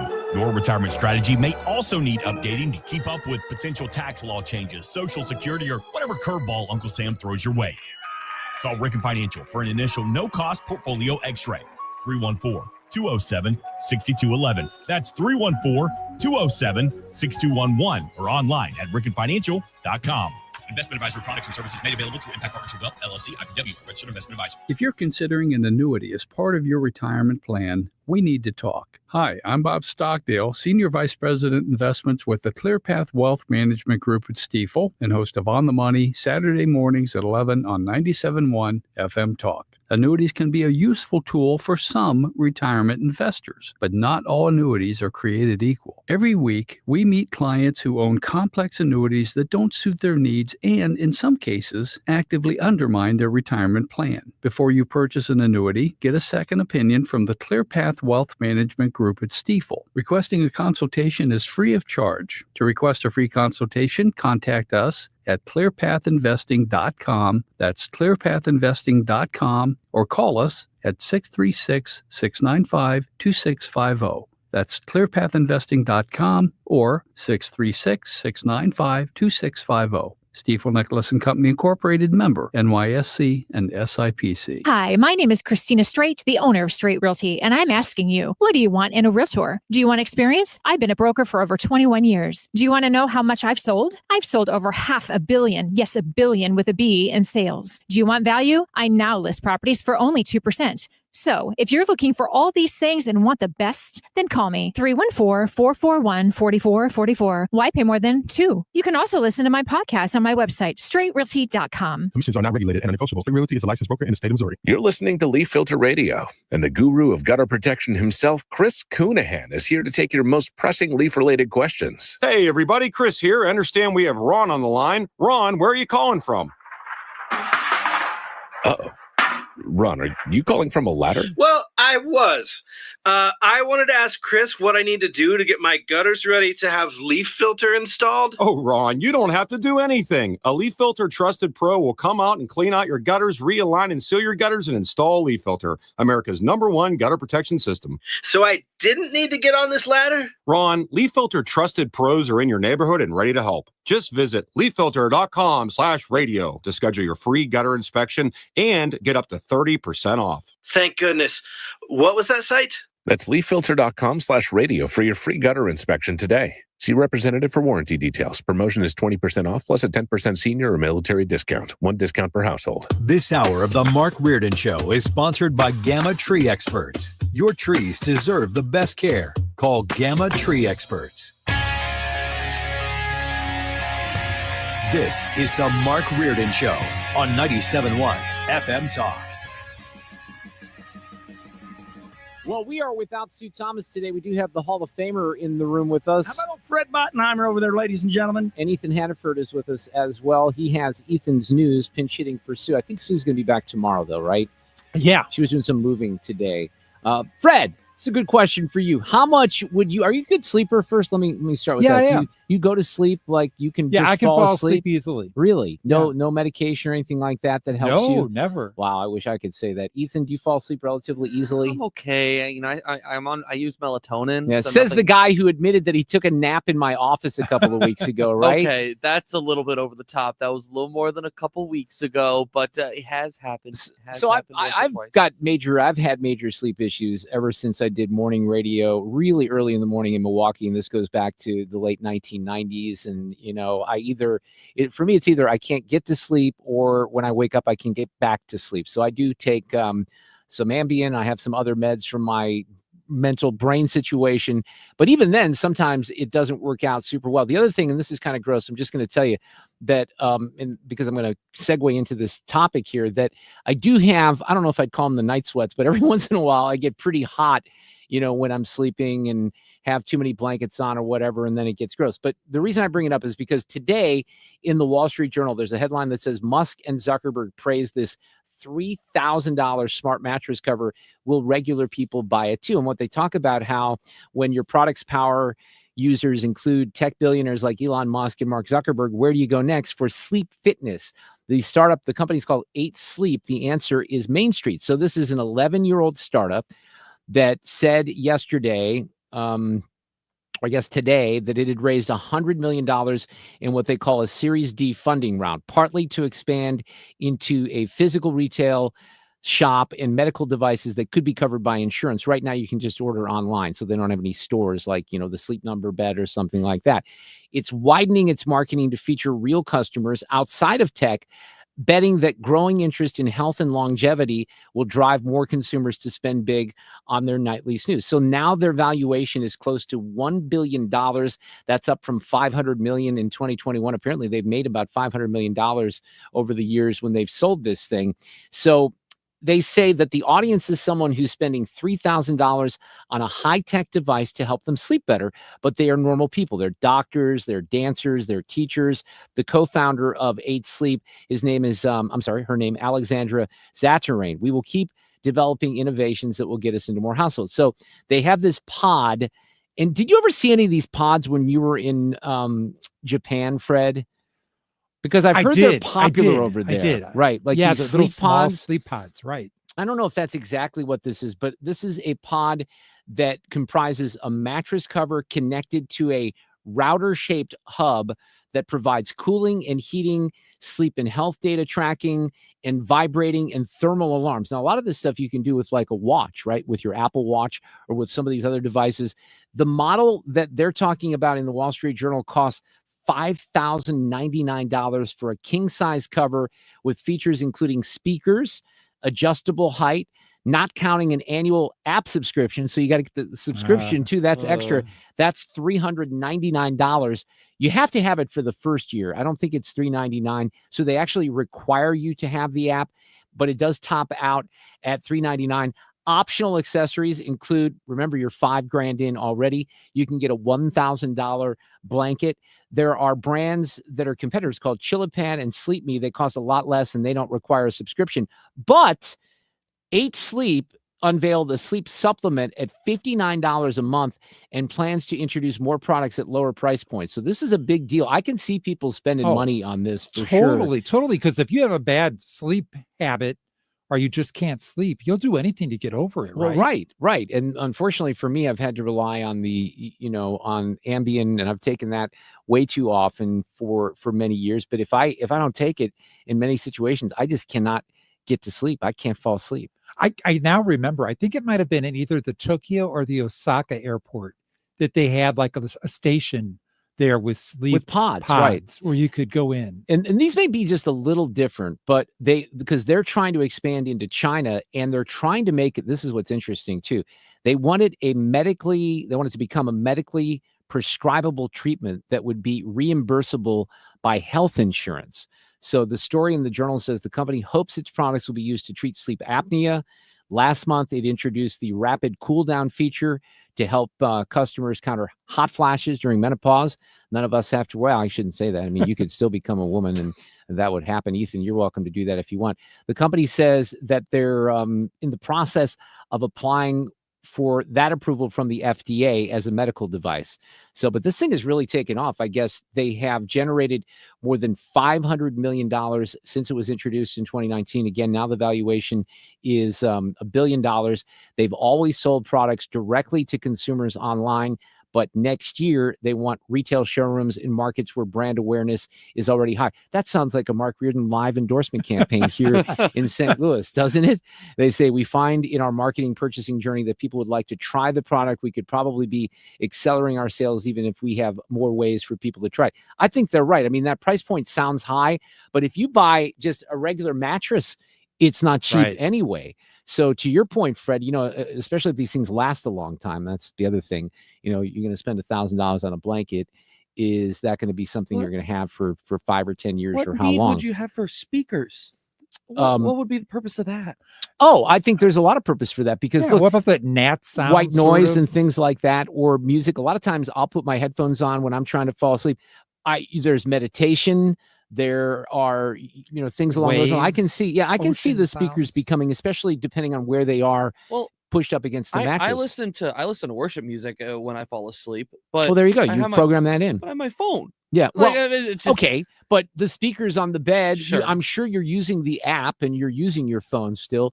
It might be more soothing to you. The audio that comes out, that's why I use headphones. But the audio that comes out of the phone It's not great. just doesn't do it. Yeah, Right. That's, And well, other an people have to audio listen. savant like you, I'm sure. It My does. wife's always, right. My wife's always shocked that I can listen to. She can hear sometimes the music coming out of my headphones, and it's not exactly soft. And then I'm asleep in like Oh, wow. 3 minutes, and it's still blaring in my ear. So there, look for that new opportunity for you to get better sleep and spend like $7,000 or $8,000 coming soon. We have Ethan's news in for Sue coming up next. Traffic from the 97.1 FM Talk Traffic Center. So things are slow going if you're on 170 on the southbound side. Ladue down to 64. Your northbound side hits the brakes for St. Charles Rock Road up to 70. 270 southbound. Pockets that go from Page all the way down to Gravois. And we've got 70 westbound slow going around Cave Springs. 55 southbound Arsenal debates through that work zone. It's pretty heavy. You're jammed up northbound as you make your way over the other side of the river, over the Poplar Street Bridge to 64. At 44 westbound slows between Lindbergh and 270. This report is sponsored by Jerry Kelly Heating, Air Conditioning, Electrical, and Plumbing. I'm Trent Erickson with traffic on 97.1 FM Talk. Well, it's kind of sad. Summer is drawing to a conclusion, and that means, unfortunately, the pool at the MAC West is going to be closed down soon. They got some really fun stuff coming up, though, at the West location and downtown. And the downtown clubhouse, this sounds like it's something for Mark Coxo. I don't drink alcohol, but you're invited on the 17th of September to join the Mark Twain Society for an evening with William Grant & Sons Scotch whiskey. And there's going to be folks from the company there sampling a bunch of different offerings. There's hors d'oeuvres, cigars by John's Pipe Shop, and more. That's downtown. You have to register for that. There's a small fee. They have we want to get Alex Rosenberger on soon from MasterCars to talk about used cars. They specialize in classic cars. They don't only do classic cars, but the MAC Business Development Group is doing something at the West Clubhouse. This goes into October, so it's October 16th. You have a bunch of time, but they're members' classic car collections that will be on display. And if this is something that's up your alley, you can kind of mix and mingle and make some new friends. And by the way, the raffle that they're going to do for some prizes will support the Sports Foundation, which benefits the MAC Charitable Society for Children. I talk about that all the time.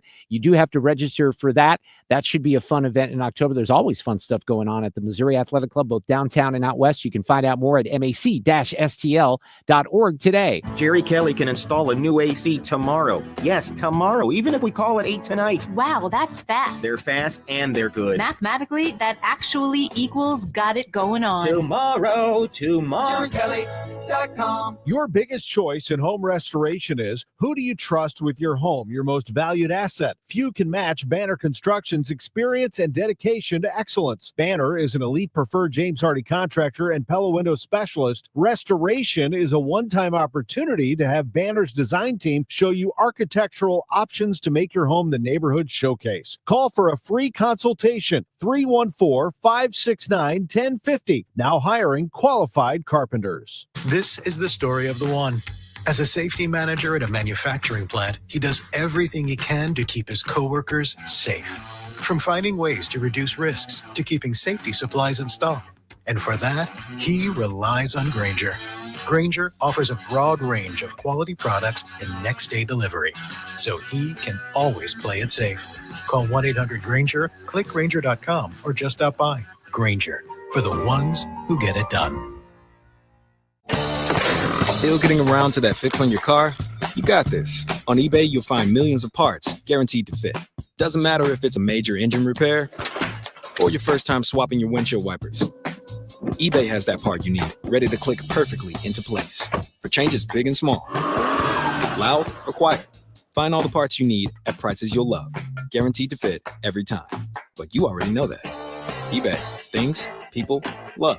Eligible items only. Exclusions apply. Men, need a clinic that accepts all insurance, including Medicare? U.S. Men's Medical Center in St. Peters does. U.S. Men's helps men experiencing loss of energy, focus, concentration, and low libido. And they accept all insurance, even Medicare, for testosterone replacement therapy. Patients love the staff and the fact that, yes, I'm going to say it again, they accept all insurance, including Medicare. Feel better? Call U.S. Men's Medical Center at 636-244-5333. I'm Kristen Press. And I'm Tobin Heath. We're World Cup winners, Olympians, and the hosts of The Recap Show. Every week, we sit down with the icons, disruptors, and game changers on the field and beyond it to talk victories, heartbreaks, and everything in between. We've built a space where athletes, change makers, and people creating the future of women's sports can show up and show off as their full, unapologetic selves. Follow and listen to The Recap Show wherever you get your podcasts. The Mark Reardon Show, 97.1 FM Talk, St. Louis conservative. Coming up a little later on the show, we have former United States Senator Jim Talent, who's going to weigh in on the efforts by the Trump administration to end Putin's war on Ukraine. He'll have some thoughts. He knows Catherine Hanaway pretty well, the newly named Missouri Attorney General. I reported a little bit earlier during the monologue more than an hour ago, about this new report that came out on the tornado siren. Steve Butz, state rep, will join us. And then yesterday I covered Olivia Reingold and some of the things that she did at the Free Press, where you had the New York Times and other organizations taking these pictures of kids completely out of context, calling them starving when in fact they had different, comorbidities, if you will. And she did some great reporting. So Olivia's coming up at 5:32. Sue is off today. We have Ethan's news. These allegations are deeply concerning. Does the president have any comment? We're not going to comment. It's not clear messaging. No. And now, Sue's News. Brought to you by Sue. Except it's Ethan's except not news today, today, right. and it's brought to you by Ethan. Sorry to disappoint for all who were hoping for Sue Thomas. She will be back tomorrow. Today is a beautiful Did you day. say you're glad, Fred? Yeah. So Yeah. because you don't have to do it? Yeah, that's right. Okay, there you go. Yeah. It is National Trickle down. Potato Day. National Potato Day. Happy National Potato Day to all who celebrate. I love myself some tomatoes, and a new poll. Wait, in is it honor of- potatoes or tomatoes? You just said potatoes, and then you said you love tomatoes. No, I didn't. Yes, I you do did. it, really? Yes, Yeah. you did. Your brain did. I do it all the time. So And I'm this just is telling why you. I miss Sue Thomas. Yeah, It is exactly. National Potato Okay, Day. just so we're clear, I didn't want to celebrate the love wrong thing tonight. Potatoes. And there's a new poll out for the day that looked at the most popular homemade potato dishes, and it wasn't even close. Any guesses? Number one. Mashed potatoes. Baked potatoes. It is mashed potatoes. Yeah, I would have said mashed. Wasn't so- even close. Right. I don't think it should be close. Although I do love a good baked potato with all the, what would you call them? Accoutrements. That's a good word, Fred. Thank Yeah, you. it is. Little Second, bacon, some sour cream, right? The chives, the cheese. Yeah. Oh, now I'm hungry. Second was potato salad. That one kind of surprised me. That to be surprises me, above too. baked potatoes, which were third, and then hash browns were fourth. Where's about the French love? Where's the fries? love for fries? That's Okay. what I'm saying. I'm going to throw the challenge flag on this list. So there was also they looked at a couple of specific regional dishes in different parts of the country and what specifically involving potatoes. They love New England loves shepherd's pie. The mid-Atlantic states like Pennsylvania, New York love, is it pierogies? Is that how you say it? Pierogies. Pierogies. Yeah. Okay. Breakfast potatoes are really big along the East Coast. And potato soup is popular in a lot of southern states. I love potato That's soup. good. New Year's tradition. We have it every New Year's at home. And then I think the one that intrigued me the most, West Coast, they do potato tacos. You ever heard of those? No, and it doesn't I sound haven't like either, something but I'd be interested in. I don't know. I'd kind of be intrigued. They get try those one. potatoes crispy, get the cheese in there in the mix. Maybe. I don't know. Maybe I'm just weird. As we move on here in Ethan's news, Cambridge's dictionary has added a few new words, and some of these had me scratching my head. The one that was my favorite, skibbity. Skibbity. What does that mean? Skibbity. You know that one, Fred? Yeah, it means nothing. Go ahead. What, have your kids used this? It's a word that can have different meanings, such as cool or bad, or can be used with no real meaning as a joke.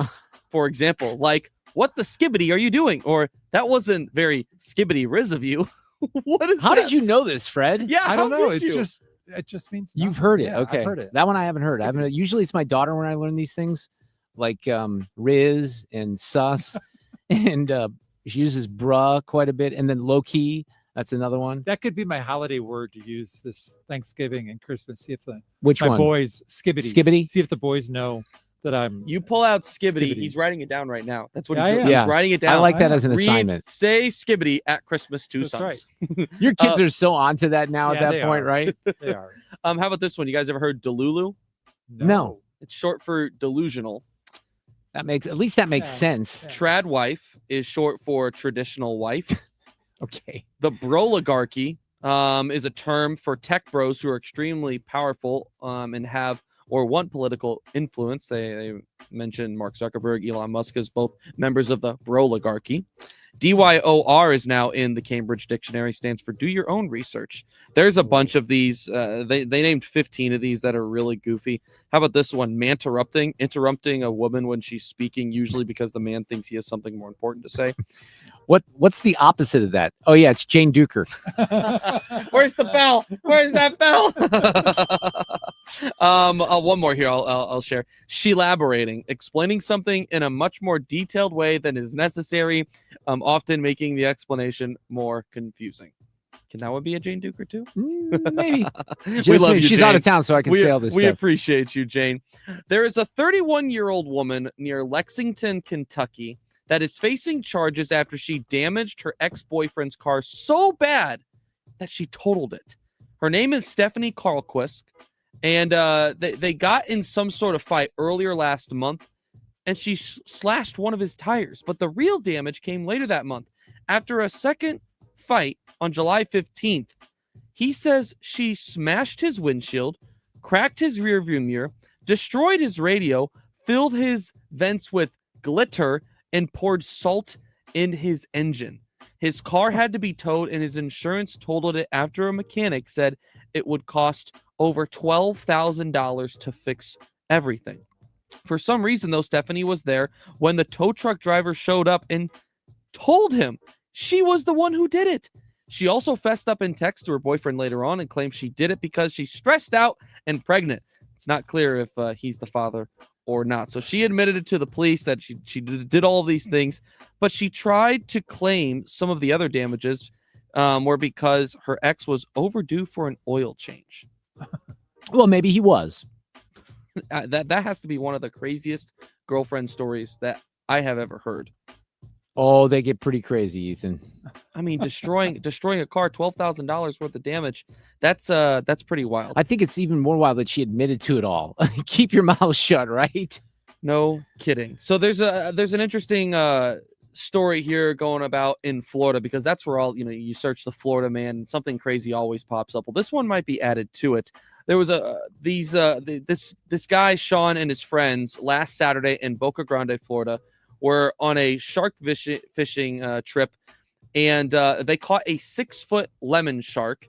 And while posing for the picture, Sean was unexpectedly bitten by the shark in the leg. And we have some audio on this, him explaining here the situation. Go ahead. We were taking the hook, and we just finished taking the hook out of his mouth. We were going to go release him, and the shark just turned and bit me. It's unfortunate, but it's something that happens when you go, it happens sometimes. Luckily, he only took a little bit of me, and not a lot. I'm one of the fortunate ones, and, I'm a shark bite victim. A lot of good stories now. You got to be careful when you're playing with Mother Nature. So how much damage was there? Well, it didn't say how much, but you heard it right there. It took a little chunk out. Yeah. I imagine that's a pretty gnarly scar, but 6 feet, that's a pretty big shark. I know obviously they get a lot bigger, but for a lemon shark, that's a pretty good size. Do you guys, I was thinking about something, man, like how awesome, like years later, would a shark bite or like a scar like that look? Do you guys have any sort of cool scars or anything like that? No, but if I did, I would probably make it up. Yeah, that was a shark bite back in 1995. I was attacked. I wrestled the shark. It was me and Bethany Hamilton doing it at the same time. I don't know. Fred, anything exciting? I'm unscarred. I got a tiny physically.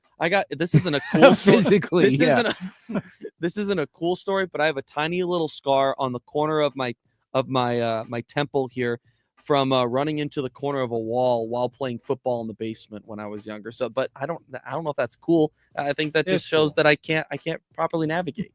Yeah, I would embellish the story on that one for sure.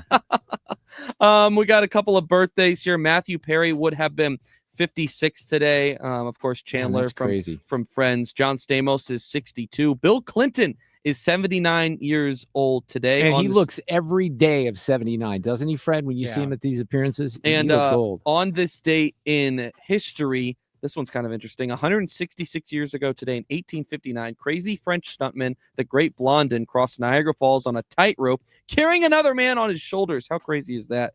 91 years ago today in 1934, 90% of German voters elected Adolf Hitler to be president of Germany. It's also, I had to throw this in for Sue, 58 years ago today, All You Need Is Love by the Beatles hit #1 on the charts. Okay, and now to wrap up Ethan's news, the random fact of the day.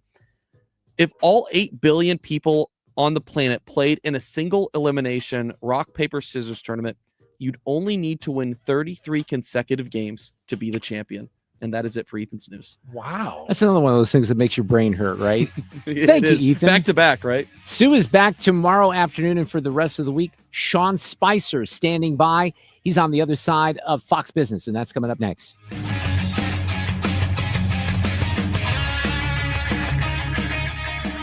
I'm Chad Robinson with Your Money Now. Treasury Secretary Scott Bessent today accusing India of profiteering from cheap Russian oil imports during the war in Ukraine. Bessent telling CNBC's Squawk Box in an interview that India has made $16 billion in excess profits. Prior to the invasion, India imported a minuscule amount of Russian crude. Meanwhile, OpenAI is launching a subscription plan in India priced at nearly $4.60 a month. That's the most affordable offering yet from the ChatGPT maker, as it looks to grow in its second largest market by user base. Home Depot held steady its full-year outlook today as quarterly earnings and revenue fell shy of Wall Street's target. The company says it expects full-year total sales to grow by 2.8%. On Wall Street today, stocks were mixed, with the Dow gaining 10, the S&P 500 dropped close to 40, and the Nasdaq lost nearly 1.5%. That's Your Money Now. I'm still going for it, even with higher stroke risk from atrial fibrillation and a regular heartbeat not caused by a heart valve problem. Over a 3-year study, Eliquis apixaban tablets reduced stroke risk better than warfarin, and over 97% of Eliquis patients did not experience a stroke. A first stroke occurred in 2.9% of warfarin patients versus 2.3% of Eliquis patients. Don't stop prescription Eliquis without asking your doctor. Stroke risk may increase. Eliquis can cause serious and potentially fatal bleeding. Don't take if you have an artificial heart valve, abnormal bleeding, or antiphospholipid syndrome. While taking, you may bruise more easily or bleed longer. A spinal injection increases blood clot risk, which may cause paralysis. Get medical help right away for unexpected bleeding or bruising, or back pain, tingling, numbness, muscle weakness, or incontinence. Aspirin products, NSAIDs, SSRIs, SNRIs, and blood thinners increase bleeding risk. Tell your doctor about planned medical or dental procedures. Learn more at Eliquis.com or call 1-855-ELIQUIS. Hey, I want to guide you into Michael's Flooring Outlet. Mike and the team are ready for you depending on your needs. Carpeting, a lot of people have gone to hard flooring, and I've done that in part of my house, but carpeting is still awesome, and Mohawk carpeting is the best in the industry, and it's warm. It's very stain resistant, especially some of the new technology, gives great value for the price, saves energy as well. So that's something that you should keep in mind if you're looking for a warmer situation at your home. Hardwood flooring will complement the style of your home in any way, shape, or form. You can go hardwood, laminate, ceramic tile. If you're not sure of the products, if you're not sure how much you need, well, that's where Michaels and the team come into play. They have great installation services. They have a very experienced team that removes your old flooring and installs the new materials. Now, I did something just because I'm cheap, and Mike Reynolds and I, when we did this project last fall in my daughter's room and the room across, he said, look, if you want to take the carpeting out yourself, rip it out. We'll do the rest. That saves a little money, so keep that in mind. But they'll guide you into the best products for your lifestyle. You have dogs and cats and a bunny like I do, and a 10-year-old, maybe a little different choice for you depending on what you're looking for. But you're going to get the great service and the experience that you deserve at Michael's Flooring Outlet with 3 great locations. They're open every day except for Sunday. They are closed on Sundays. Old Town St. Peter's, Darden Prairie, in West County on Olive. The website, igotfloor.com. Hey, it's Annie with my friend Stewie, and Stewart's American Mortgage and the Bagel Loan gets you your mortgage or your refinance at no closing costs. And I have Stewie with me right now. now, you're all about saving people money. Fiscal responsibility is really in right now, and you've got something up your sleeve for these folks. You know what, Annie? Some people like to get better cash flow. Other people just want to pay off all their debt. So we're going to do something very, very unique. In Scotland, it was traditional to paint the door red once you paid off your mortgage. So we're going to give you the Red Bagel Challenge. If you refinance with us and you consolidate your debt and you get your mortgage paid off in half the period of time remaining, we're going to give you a $1,000 bonus at the end of that term. Well, Stewie's all about helping you build your wealth and build equity, and the Bagel Loan is another way to do it. Remember, no closing costs with the Bagel Loan. Reach out to Stewie directly with 314-324-4440. That's 314-324-4440. You can Google Bagel Loan for more information. NMLS number 226715. It's time for a $98 AC tune-up. And this portion of the show at 4:33 sponsored by Jerry Kelly Heating and Air. Born in the Midwest, built on common sense. 97.1 FM Talk. St. Louis Conservative. And we have former Missouri United States Senator Jim Talent coming up after the top of the hour. Tomorrow at 5:04, current United States Senator from Missouri, Eric Schmidt. He's written a new book called The Last Line of Defense, How to Beat the Left in Court. He'll join me tomorrow night. I look forward to that. Sean Spicer is back with us this afternoon. Of course, the host of the Sean Spicer Show. It's been just a little bit. I hope your summer's been going well, Sean. How are you? What a great summer I've had. I've been very blessed this year, so I hope you've had a good one too. But it's kind of winding down, which is making me sad. Yeah, but you know what's not making me sad? I had to declare my my joy yesterday. I have a 10-year-old daughter. I have older kids too, but I have a 10-year-old daughter. I could not wait for school to start again, dude. You have no idea. It was crazy. So I'm so glad that school's here, even though the summer's winding down. Oh, dude, we're in the opposite. I think the difference is I got two 14-year-olds, and I'm actually excited. Like when they're not in school, there's not 10 practices, and there's not everything on the weekend. So I get it. It depends, I think, what age they're at. Yeah, well, she was driving me crazy. Let's just put it that way. Maybe no age is out of play with my daughter. That's for sure. Hey, Missouri is in the news a little bit. Have you noticed? I love Andrew Bailey, so I have mixed feelings about this. He's done such a great job as Attorney General in a very short time period, but he gets swept up by the administration to be co-deputy director of the FBI. Yeah, it's funny. I still have not. You just gave me more information because I was trying to figure out, does he have to step down as Attorney General, or was he being dual-hatted? And I guess you just answered that question because I couldn't tell from the way it was phrased whether or not he was going to be able to stay in Missouri as Attorney General. No, in fact, Governor Kehoe named this morning Catherine Hanaway, who is a former U.S. attorney. She's actually a good friend of this show. I do a Reardon Roundtable on Fridays, with both sides going at one another. And Catherine was a panelist back in the day. And then she got real busy with doing, lawyer stuff here in St. Louis. And there was a bit of a conflict. But she's a great choice. She's experienced. There might be some implications for her politically when it comes to future runs for governor, if you will, because she's been a statewide candidate. So it's a good choice, and it's good for Andrew Bailey. Now, I don't know what it means for Dan Bongino, because it kind of seems like he's going to be the talking head, and Andrew's going to be the guy, that maybe does some of the work. I'm not sure, Sean. Neither am I, and that's why I've known Dan a long time. He's a good friend, and he's actually been a mentor in sort of when I jumped into the podcast world.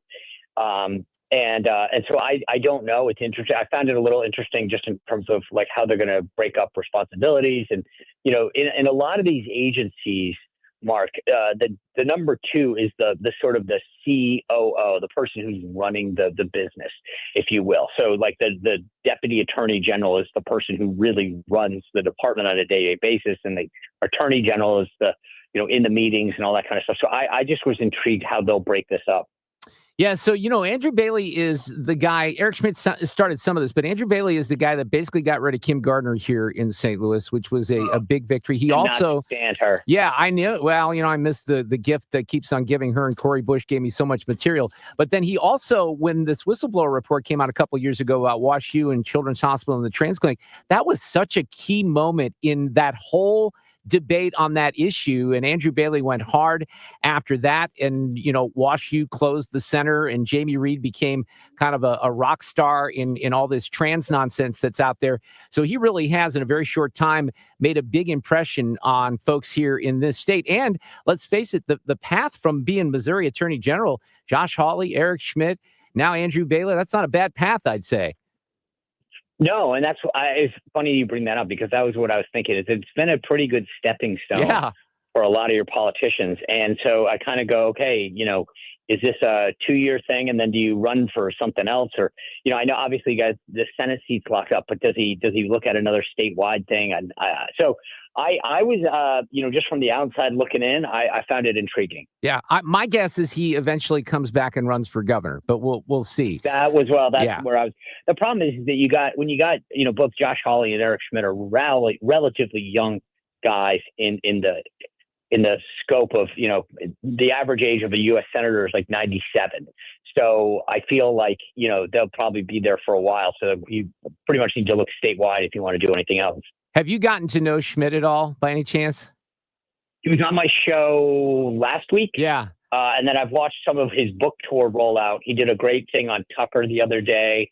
I've seen some of the conversations. So I follow him. He's been an impressive guy. And I like the way that he handles himself.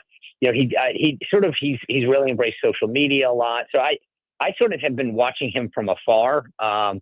And he's an impressive figure. He's a real guy, too. That's the thing. We've been close since 2008. And I'll just share a quick story. I've told the audience this a little bit. Way back in, I don't know, this would have been when Party in the USA from Miley Cyrus was a hit. So this goes back like 14 years ago.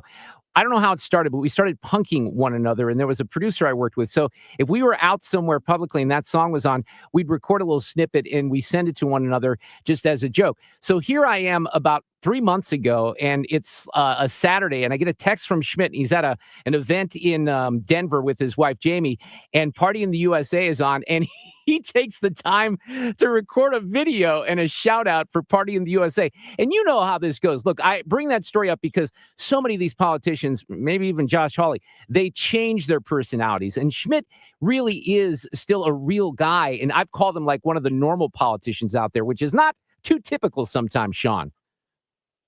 No, in fact, it's funny. Just literally the sort of meeting that I was in, catching up with somebody right before I joined your show, we were having this exact same conversation about JD Vance. And just in the fact that JD is somebody that you can relate to, who has his finger on the pulse, like he doesn't seem pretentious. He has real conversations. He says real things. And so the individual I was with was just asking me, is it real? And I'm like, oh yeah, he's a legit, like that's what you see is what you get. And it's just, I think the broader point of the conversation I was having with this guy was, this is where politics is going now. This whole standing behind a podium talking about, the brightest days of America continue to be upon. It's like, if you sound like it's staged and out of a movie, it's not going to fly anymore. People want somebody who they feel, on both sides of the aisle, by the way. I mean, I think this is what Zohan Mondami has in New York with AOC. You may not like their policies, but people feel like they're not removed from them. Like, AOC does these videos all the time. And I think that's what Gavin Newsom's trying to do, but he is, he has a harder time pulling it off because it's not authentic. Yeah. And going back to your Vance comment, look, JD and Eric have become very, very close friends. And I think that reflects the reality of who they are. Let's talk about some other things here, because this whole thing with Trump and Ukraine, getting Putin to Alaska, doing this meeting yesterday, I mean, that's quite the coup that he's executing. Now, we don't know where this is going to exactly take us, but wow, you can feel the legacy media wanting to jump in here and declare victory when all this fails, but you can't really do that right now because he's got people on the same page. Yeah, well, look, this is going to be a really interesting days, weeks. I don't know. I mean, this is really the thing that's interesting to me about Trump right now, 200 days in, is I keep thinking to myself, we have come to expect things that, I mean, for 40 years, we got used to Joe Biden barely popping his head up. And now we are at the point where we get used to a president just gets stuff done. Like, he's bringing people together. And I was saying this on my show yesterday. Think about this for a second. They went and had this meeting with a few days' notice in Alaska between two major leaders. And they have a meeting yesterday with Zelensky at the White House and then 7 other European leaders. This stuff just doesn't happen. I've been there. I've been in the jobs, both the White House, the highest levels of politics. What these guys are logistically pulling off is just insane. Right. And I think people have started to take it for granted and just be like, oh, okay, no big deal. And it's just, that's crazy. So what is your biggest takeaway then from the first 200 days? It's hard to keep track because things move so quickly. I wrote myself a note back in the spring when the Dow was tanking, and I said, hey, let's take a look at it here in September. So, the number when everyone was panicking was 41 or 40,000. Now we're back up to 45,000. All the predictions on the tariffs seemingly were wrong. There's so many things that people have gotten wrong. They criticized him on the DC crime control. Well, it's actually working, and guys like Joe Scarborough are admitting, yeah, you know what? This city is unsafe in many spots. So he's had achievements even and successes even in areas where I think people might not expect it. Well, that's the funny thing about this. I have a newsletter that I put out twice a week at SeanSpicer.com, and I wrote my thing on Friday about the 200th day anniversary. And most presidents seek to have a signature accomplishment in their first year: tax cuts, health care, you name it. Like for Biden, it was the Inflation Reduction Act. Obama did Obamacare, right? The idea that we've passed the big, beautiful bill, we've reshaped tariffs and trade, he solved 6 wars internationally, brought peace to different warring factions.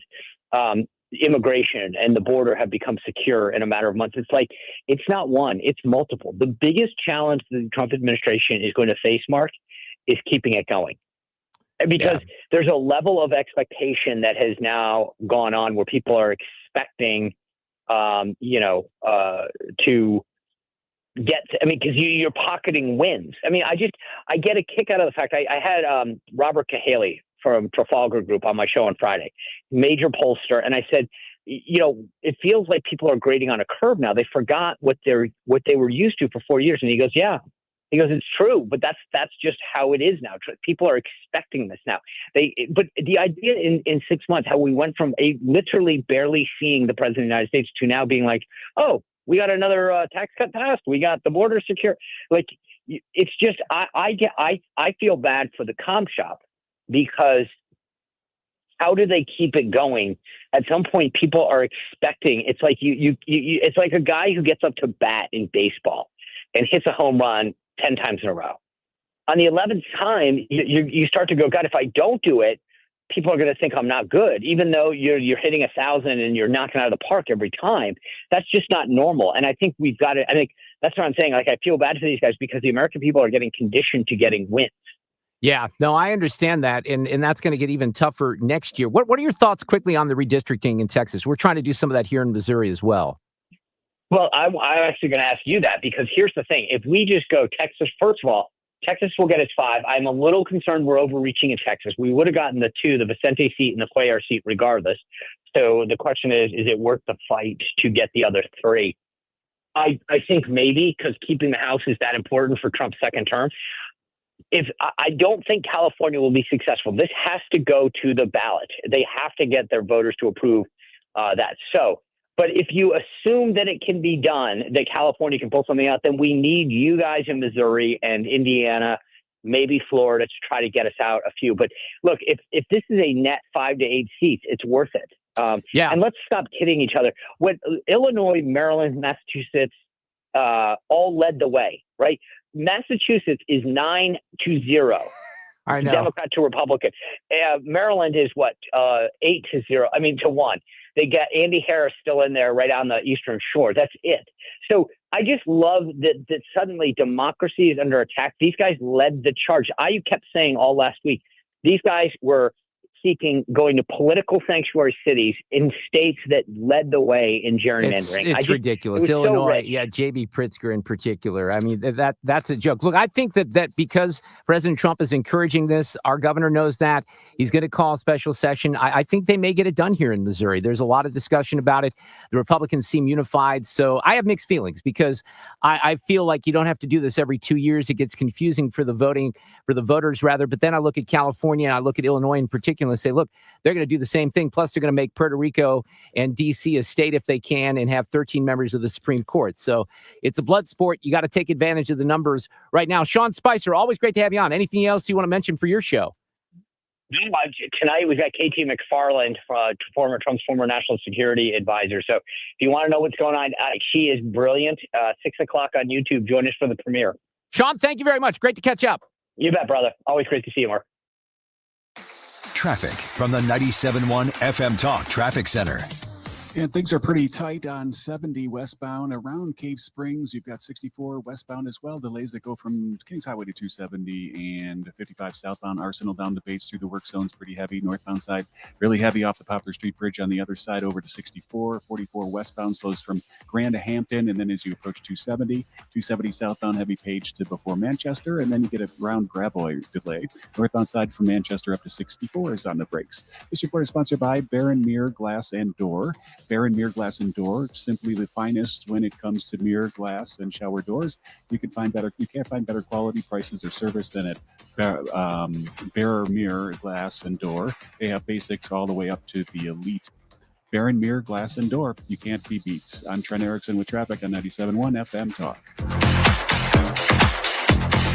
97.1 FM Talk is proud to support the Make Missouri Pro-Life Again banquet. Mark Cox here. Join me Monday, September 8th at the St. Charles Convention Center with special guest speaker Laura Trump. Learn more at 971talk.com/events. Why do the national tax resolution firms need the tiny fine print at the bottom of all their TV ads? Hi, this is Lance Story with the Lance Story Law Firm. You don't hear fast talking disclaimers in our ads because the claims we make are 100% transparent. The Lance Story Law Firm primarily focuses on one thing, IRS problems. And we're regulated by the Bar Association, and we have a AAA rating with the Better Business Bureau. IRS issues are serious legal issues. The Lance Story Law Firm has helped thousands of clients navigate the best resolution plans, and we tell you up front exactly how much it'll cost. Tax resolution law is all we do. So before you send money to some out-of-town, high-pressure salesperson, give us a call at the Lance Story Law Firm.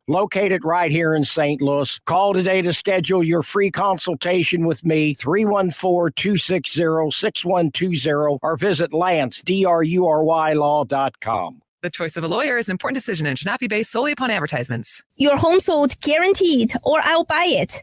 Hi, I'm Gloria Liu, broker owner at Your Home Sold Guaranteed Realty. And for over 20 years, I've been getting my home sellers the most money for their home and selling faster than the average agent.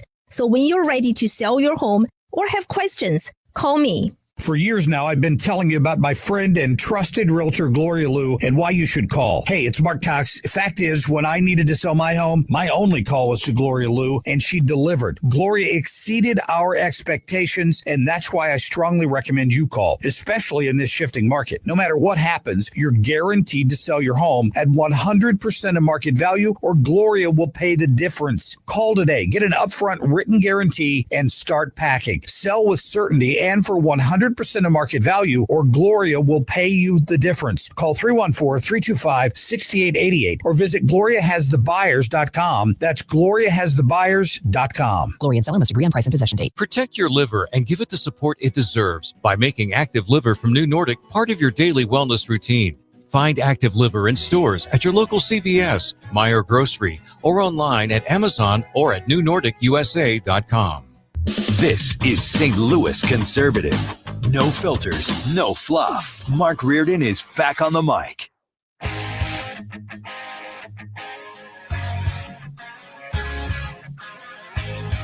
Here's an interesting, I would say, flip on the trans situation. You don't have this scenario very often. Most times it's a biological male that's in the locker room with a, with a female. That's where, Leah Thomas and all that stuff has really focused on. But this is an interesting story. I don't know what it is about Loudoun County, Virginia, because they're always in the news relating to something like this.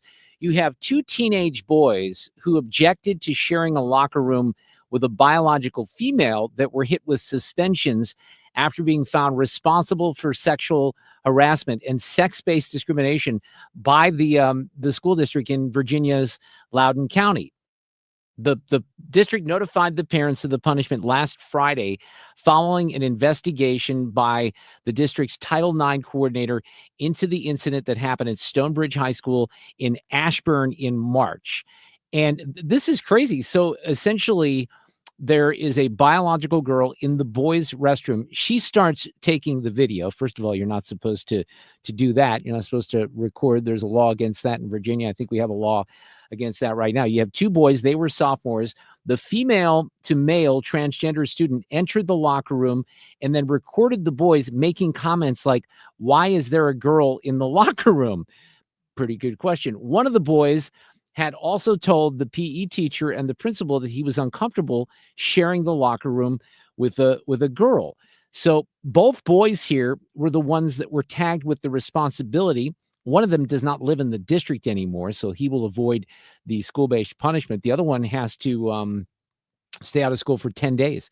It's a 10-day school detention. Here's some of the parents in Loudoun County. Seth Wolf and Renee Smith say their sons weren't comfortable with a biologically female student who identifies as male using the boys' locker room at Stonebridge High School. In this video, first obtained by 7 News, the boys can be heard asking why there was a girl in the boys' locker room. The video was recorded by the female student, who then complained to administrators about their behavior. On Friday evening, Seth and Renee say their boys were notified by Loudoun County Public Schools that LCPS's Title IX office found them responsible for sexual harassment and sex-based discrimination. I would say like the first reaction was like some anger because we were just really, concerned with all this stuff. There was that. It was saddened by the decision-making process and how that went. Think about this. You're the parents of 2 teenage boys, and boys will be boys and they'll get into trouble. But in this situation, they're not even the ones that are using the phone to record it. They're just saying, why is there a girl in our locker room? And the trans girl is recording this. She gets in no trouble whatsoever. The boys are suspended. Seth's son faces a 10-day suspension and additional discipline to be handed out by school officials after a meeting with him. Renee and her family moved out of state this summer, but if her son were to ever return to the district, says LCPS, he would be suspended then. Absolutely floored that they came back and branded my son responsible for sexual harassment and sex-based discrimination with no solid evidence whatsoever. We're talking about, scarring him for life by a biased process that's supposed to protect fairness. It's shocking, it's wrong, and it should terrify every single parent. Renee's concern is this will follow him because it's on his permanent academic record and could impact his college applications. That's nuts. It really is when you think about it because it's so upside down. LCPS's policy allows students to use bathrooms and locker rooms based on their chosen gender identity. Seth and Renee believe LCPS is sending a message that any student who expresses views that disagree with so-called Policy 8040 will be punished. They're going to have to follow what Loudoun County says, what they believe is right, and what goes against other people's beliefs or what we believe is right. So Linda McMahon, who's the education secretary, is involved now in this. I think the DOJ is investigating. Well, I think certainly we are looking very, very closely at the schools in Northern Virginia. And doesn't it speak to the common sense approach that we've been talking about? So now here are 2 boys. This is kind of a little bit the opposite of what we've been hearing the most about, which is mainly boys and girls locker rooms. But you see the same discomfort from these 2 boys in the locker room with a girl in the locker room with them. And that just shows that kids are uncomfortable. This is just common sense. Boys should not be in girls' sports, and vice versa, and in their private places where they are, because it is uncomfortable. The boys were not harassing the biological girl. They weren't doing anything except for saying, why is she in this locker room? And they're the ones that are being punished. The upside down, beyond upside down. And it's Loudoun County, Virginia, that's at the center of most of these things. I cannot explain that. Traffic from the 97.1 FM Talk Traffic Center. All right, things are slow. 270 southbound in your typical spots from Page down to pretty much Manchester, 44 to Gravois. Northbound side from Manchester to 64 is filling in a bit. 70 on your westbound side as you pass 270, you're slow going. And then eastbound pass through the airport area. 64 westbound, slow from Kings Highway over to 270 and in through Chesterfield. 55 southbound, Arsenal to Bates, jam northbound from Poplar Street Bridge up to 64 on the other side of the river. And then 44 westbound from Grand to Hampton is a bit slow. This report is sponsored by Overhead Door Company of St. Louis. Your garage door is always there for you. Rain or shine, are you taking your garage door for granted? Is it screeching and whining for attention? For same-day service, call 314-781-5200 or schedule online at overheaddoorsstlouis.com. I'm Trent Erickson with traffic on 97.1 FM Talk. This report is sponsored by Overhead Door Company of St. Louis.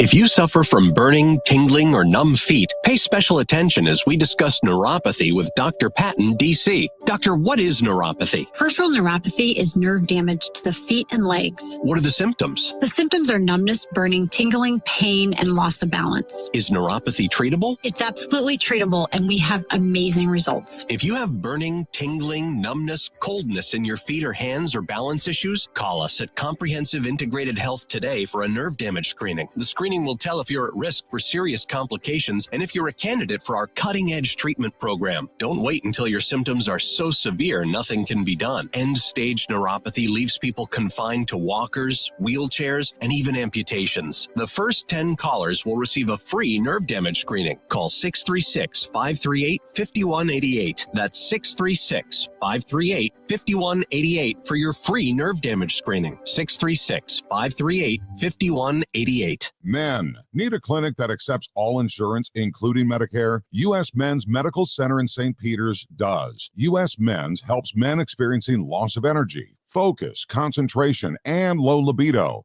And they accept all insurance, even Medicare, for testosterone replacement therapy. Patients love the staff and the fact that, yes, I'm going to say it again, they accept all insurance, including Medicare. Feel better? Call U.S. Men's Medical Center at 636-244-5333. You're listening to Leaf Filter Radio, and the guru of gutter protection himself, Chris Coonahan, is here to take your most pressing leaf-related questions. Hey, everybody, Chris here. I understand we have Ron on the line. Ron, where are you calling from?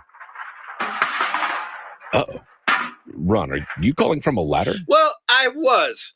I wanted to ask Chris what I need to do to get my gutters ready to have Leaf Filter installed. Oh, Ron, you don't have to do anything. A Leaf Filter Trusted Pro will come out and clean out your gutters, realign and seal your gutters, and install Leaf Filter, America's #1 gutter protection system. So I didn't need to get on this ladder? Ron, Leaf Filter Trusted Pros are in your neighborhood and ready to help. Just visit leaffilter.com/radio to schedule your free gutter inspection and get up to 30% off. Thank goodness.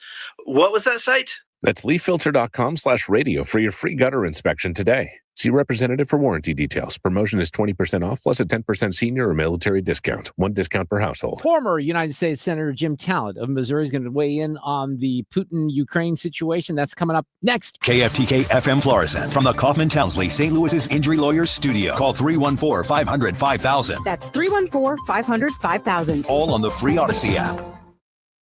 Assurances from the White House. I'm Lisa Lacera, Fox News. One day after President Trump met at the White House with Ukrainian President Volodymyr Zelensky and European leaders, the White House says a security guarantee for Ukraine will not include U.S. troops on the ground. U.S. troops will not deploy to Ukraine as part of any peacekeeping or security force, White House Press Secretary Caroline Leavitt says. But we can certainly help in the coordination and perhaps provide other means of security guarantees to our European allies. That could include the use of U.S. air power. It is an option and a possibility. I won't certainly rule out anything as far as military options that the president has at his disposal. I'll let him do that. I can tell you he's definitively ruled out boots on the ground. Leavitt also says talks continue to set up a meeting directly between Ukrainian President Volodymyr Zelensky and Russian leader Vladimir Putin. Fox's Jared Halpern at the White House. A White House official says President Trump and Hungary's Prime Minister Viktor Orban spoke yesterday about the possibility of having Budapest host potential talks between Zelensky and Putin. Nebraska Republican Governor Jim Pillen has announced plans for an immigration detention center in a farming area in the state's southwest corner. This as a federal judge in Florida dismisses part of a lawsuit against the federal government over the use of the migrant detention facility known as Alligator Alcatraz. A federal judge in Miami says the complaint over detained migrants not having access to immigration courts is now moot, as the administration is now holding immigration proceedings in a nearby location. The remainder of the ACLU's complaint that detained persons have limited access to lawyers is allowed to proceed, but the case is now ordered out of the Southern District of Florida to the Middle District, as Alligator Alley geographically is located there. Fox's Evan Brown. America's listening to Fox News.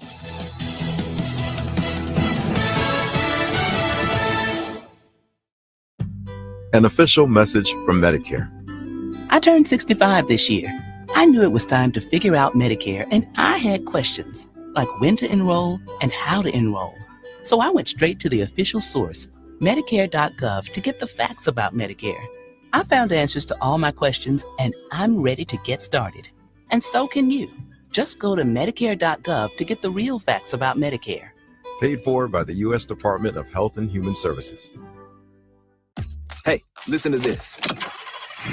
All I needed was a new starter. Got a great deal on eBay. Did it myself. Yeah, that's cool. But how about the soft purr of an upgraded exhaust when it fits just right? For me, it's the little things, like these new windshield wipers from eBay I installed. From small fixes to big upgrades, eBay has all the parts you need at prices you'll love, guaranteed to fit every time. eBay, things people love. Eligible items only. Exclusions apply. Air Comfort Service, heating, cooling, and insulation, weather. Summer is still pumping on this Tuesday evening with temperatures in the 90s, tons of humidity, a couple of spot thunderstorms here and there. Partly cloudy overnight, 74 for the low. The northwest flow is ready to open up. Summer is going to be taking a break. Partly to mostly sunny on Wednesday, cooler, 87, 68 Wednesday night, and Thursday, sunny and 87. This is 97.1 FM Talk, Chief Meteorologist Dave Murray. Surprise! Surprise! You know, surprise parties, they can be fun, right? Well, financial surprises, not so much, especially when you're retired, like finding out you owe more in taxes than you thought you would, or having to go back to work to make ends meet.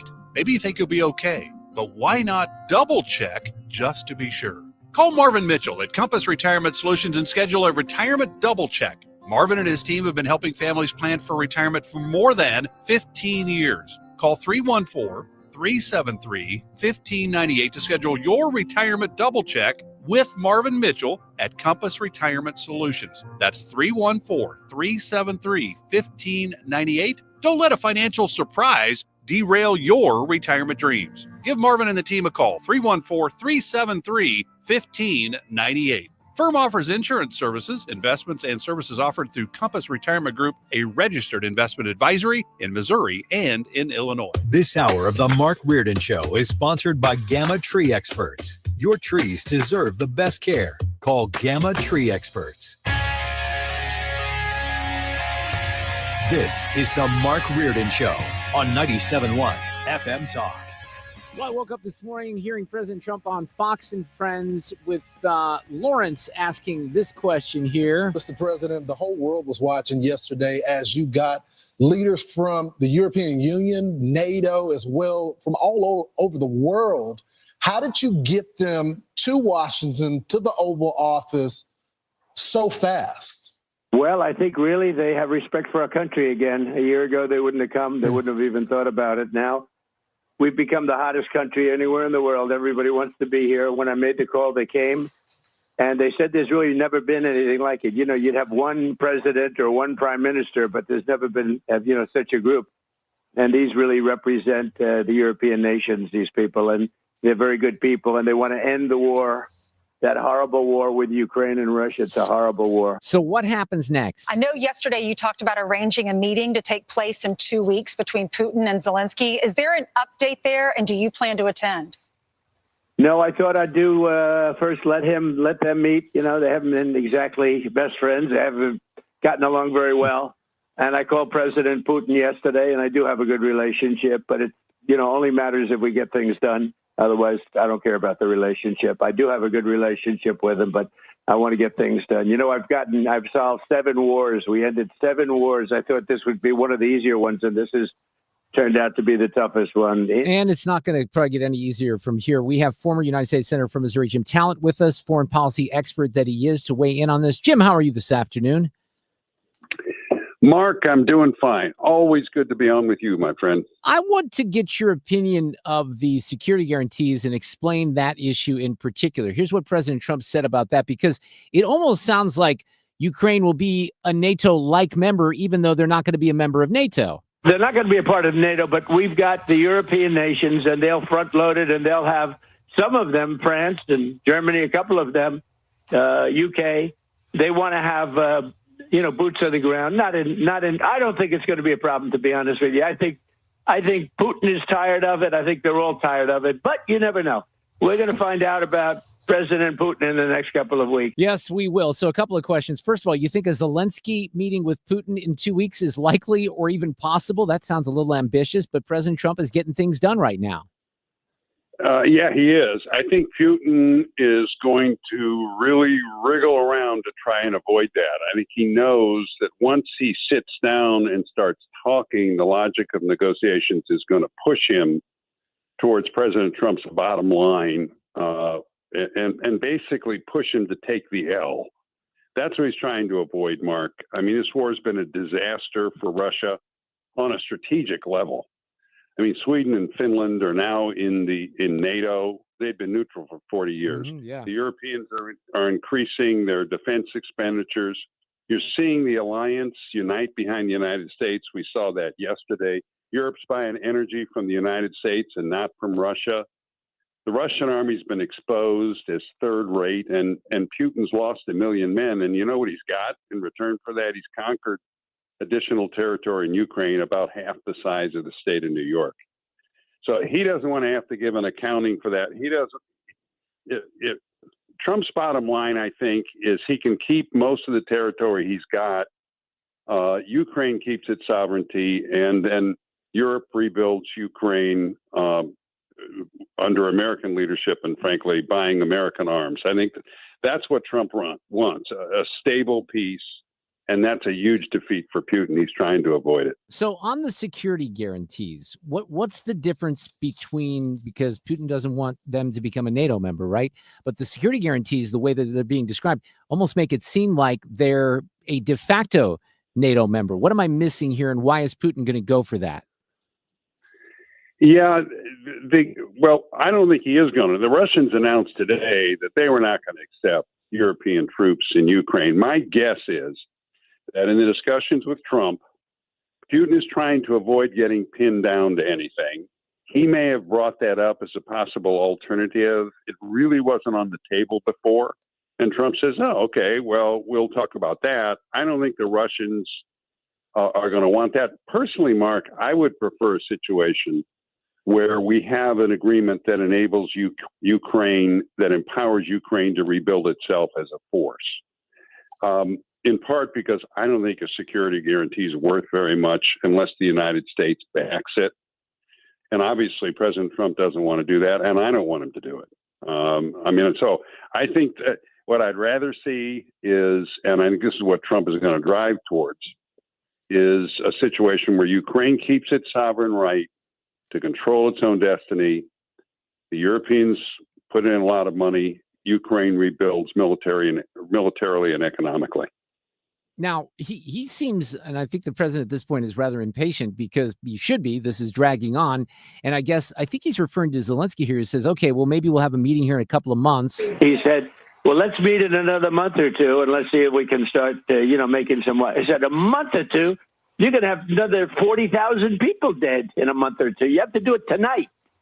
And I did, actually. I called President Putin, and we're trying to work out a meeting with President Zelensky. We'll see what happens there. And then if it works out, then I'll go to the trilat and close it up. So you had stage one, I guess, being Anchorage on Friday. They quickly turn around. You get all these European leaders at the White House yesterday. There seems to be a positive amount of energy that comes out of that. And then, Zelensky, he even kind of wore a suit yesterday, sort of a suit. And he, didn't have the moment he did 6 months ago. So then where are we? Because if this doesn't happen, this next part that he's describing with Zelensky and Putin, which it's hard for me to envision a scenario where that happens. And then Trump says he'll come in and close the deal. That's pretty ambitious here for the next few weeks. Yeah, it is. Okay, a couple of things. Trump knows he can get Zelensky to sign off on the kind of deal I just talked about, or if necessary, substituting a security guarantee of some kind. So he knows he's got Zelensky. I think he's got to get Putin. And what we found out, because Putin came to Alaska, he didn't want to do that, is he's afraid of the sanctions that Trump's threatened. Trump gave him a deadline, and he ought to be afraid, because we can really hurt him with those sanctions. So Trump has found out what Putin wants and and how bad he wants it. So he's going to apply that pressure. He doesn't want to levy the sanctions if he doesn't have to, because it's just classic negotiations. If he can get Putin to do what he wants without having to play a card, he's going to do that. So he's going to push, and we'll see how Putin responds. This is a game between two people who, whatever else they are, and I'm a strong supporter of our president, but whatever else Putin is, he's a good negotiator, and so is Trump. And so they're going back and forth. But I think Putin does not want those additional sanctions. So we'll see how he plays it, how he can avoid negotiating, but also avoid those. Do you have a situation where, when you say putting the hurt on him, what types of sanctions in particular? Because what's interesting here is, then I want you to kind of address China's role in all this as well, because they're kind of on the outside here, not exactly looking in, but they play a pretty big role when it comes to the economy or the economic aspects of this, don't they? Mm-hmm. Yeah, the Chinese are very willing to buy Russian oil at cut rate prices. I mean, they basically view the country as a sort of a gas station, a vassal. They put out a map a few months ago, the Chinese did, of Eastern Russia, and they gave the cities Chinese names. And that's how they're dealing with it. Here's what we could do, okay? And Putin knows this. We can impose secondary sanctions on the big Russian banks who we haven't sanctioned at this point. In other words, the secondary sanctions means if you're doing business with somebody who's doing business with those banks, you get cut off from the international financial system. The other thing we can do is sanction the shadow fleet. That oil that Russia sells is carried by tankers and a shadow fleet that operates. That's why they call it a shadow fleet. It operates sort of half in, half out of the actual system. If we sanction those, then he's not going to be able to ship his oil. Now, there's reasons we don't want to do that. We don't want to increase the price of oil until we get our own production up, and we don't want to necessarily cut off that supply. But again, I'm not so sure that you can force Putin to an agreement he doesn't want with sanctions, but I think you can force him to the table, which is what Trump may have to do. I mean, if Putin keeps flailing around like this, the president's going to have to make a decision about whether to apply that leverage and see if it works. Yeah, because look, I'm a realist in this, and you've followed things like this for a long time. It is very difficult for me to believe. Then again, Jim, I did not think the big, beautiful bill would, cross the finish line the way it did. But it's hard for me to believe that in a month's time, let's say we fast forward to mid-September, end of September, beginning of October, what it is, that all of this is going to kind of come together in the way that President Trump hopes. Now, I hope it does. I think a lot of people hope it does. I think those European leaders that were at the White House yesterday certainly hope it does. But the players, the main players, Zelensky and Putin, those are the wild cards, and I just don't see those two getting along. What else does Zelensky have to do to save face? Because they're not giving territory back to Zelensky, right? That's not happening. They want more in any kind of final agreement. No, that's right. Zelensky, and I think in that initial exchange months ago at the White House, where Zelensky got angry, you remember that? Oh, yeah. And then he had to immediately make up to the White House. I think that's when the agreement was made that, look, you're not going to get the Crimea back. You're not going to get very much back of what Putin has actually taken. Russia's taken in Donetsk and Luhansk and the eastern provinces. But we will set up a situation where your future security is guaranteed, and we're going to get you a lot of assistance to rebuild the country. And I think I believe that's an honorable peace. I mean, if I was running things, I wouldn't think that was abandoning Ukraine. But they have to preserve their sovereignty. What Putin wants is for them to agree they're not going to rearm. He can control their foreign policy. He'll control their electoral process. And Trump hasn't said a single thing to suggest that he's going to agree to that. But you're right. I mean, getting this done. The other issue with this, Mark, and I've not heard the president talk about this, okay? But if the United States and the Europeans continue to supply Ukraine, Russia is not going to win this war. And how long is Putin going to continue doing this? He doesn't want to give an accounting, to the Russian people. But eventually, I mean, he's having to rely on the North Koreans now for material and men. So I think if the president's going to have a decision to make, does he apply the sanctions? If that doesn't get Putin to seriously negotiate, then I think we just go on with the thing the way it is until Putin decides he's got to take the L sometime. I mean, I know that the casualty numbers could be off just a little bit, but let's say you're on the low side of 750,000 people, or maybe it is more than 1 million. That is a stunning number, and it's just tossed around casually, like, there's just another big world conflict over on the other side of the globe. And I know there's a lot of cynicism when it comes to President Trump, but I kind of believe him, and I hope he's sincere in the notion that, for the love of God, we got to stop the killing here. In 2025, we're having a war like this where all these people are dying, all these young men in Russia, all these young men and women in Ukraine. So I think that he certainly wants something to get done. I can't wait to see the legacy media's response if he does pull this off. But I think the timetable, and again, I thought this about the big, beautiful bill, is a little ambitious right now, Senator Tillman. So we'll have to see what happens. Well, that's classic. That's classic Trump, isn't it? When he was campaigning, he said he'd resolve it in 24 hours. One day, this yes. is all part of this is all part of the show. I think I came across as really cynical. I absolutely believe, presidents have core beliefs. I could go through all of them and point out things that I think they really believe that we're attached to. I think Trump has a genuine horror of war. And I think that's part of the reason he's doing this. But I also believe there are certain American interests he's trying to secure. And if you want to understand what he's doing and why, you have to keep that in mind. Absolutely. Senator Jim Talent, always great to have you on. I hope all is well. Okay. It sure is, Mark. Same to you. Excellent. Thank you, Jim. Appreciate it. Traffic from the 97.1 FM Talk Traffic Center. Well, it's a slow go of it if you're on 170 southbound Forest Park Parkway down to 64. Northbound side from St. Charles Rock Road up to 70. 270 southbound Heavy Page to Gravois. Northbound from Manchester to 64. If you're on 70 westbound, some slowdowns between 270 and Cave Springs. 64 westbound from Kings Highway to 270 and through Chesterfield. You've got 60, make that 55 southbound from Broadway to Bates. A little slow, but not heavy any longer. Northbound side heavy off the Poplar Street Bridge over to 64. And 44 westbound slows Lindbergh to 270. I'm Trent Erickson with traffic on 97.1 FM Talk. Great reviews. If you read them on the Morelli Tuck Pointing website, this is a legendary company here in St. Louis. They've been around for a long time, and they can help you with any masonry or stonework that you have. Here's Mark, not me. It does say Mark Arthur. Tuck pointed our chimney, which was in bad repair.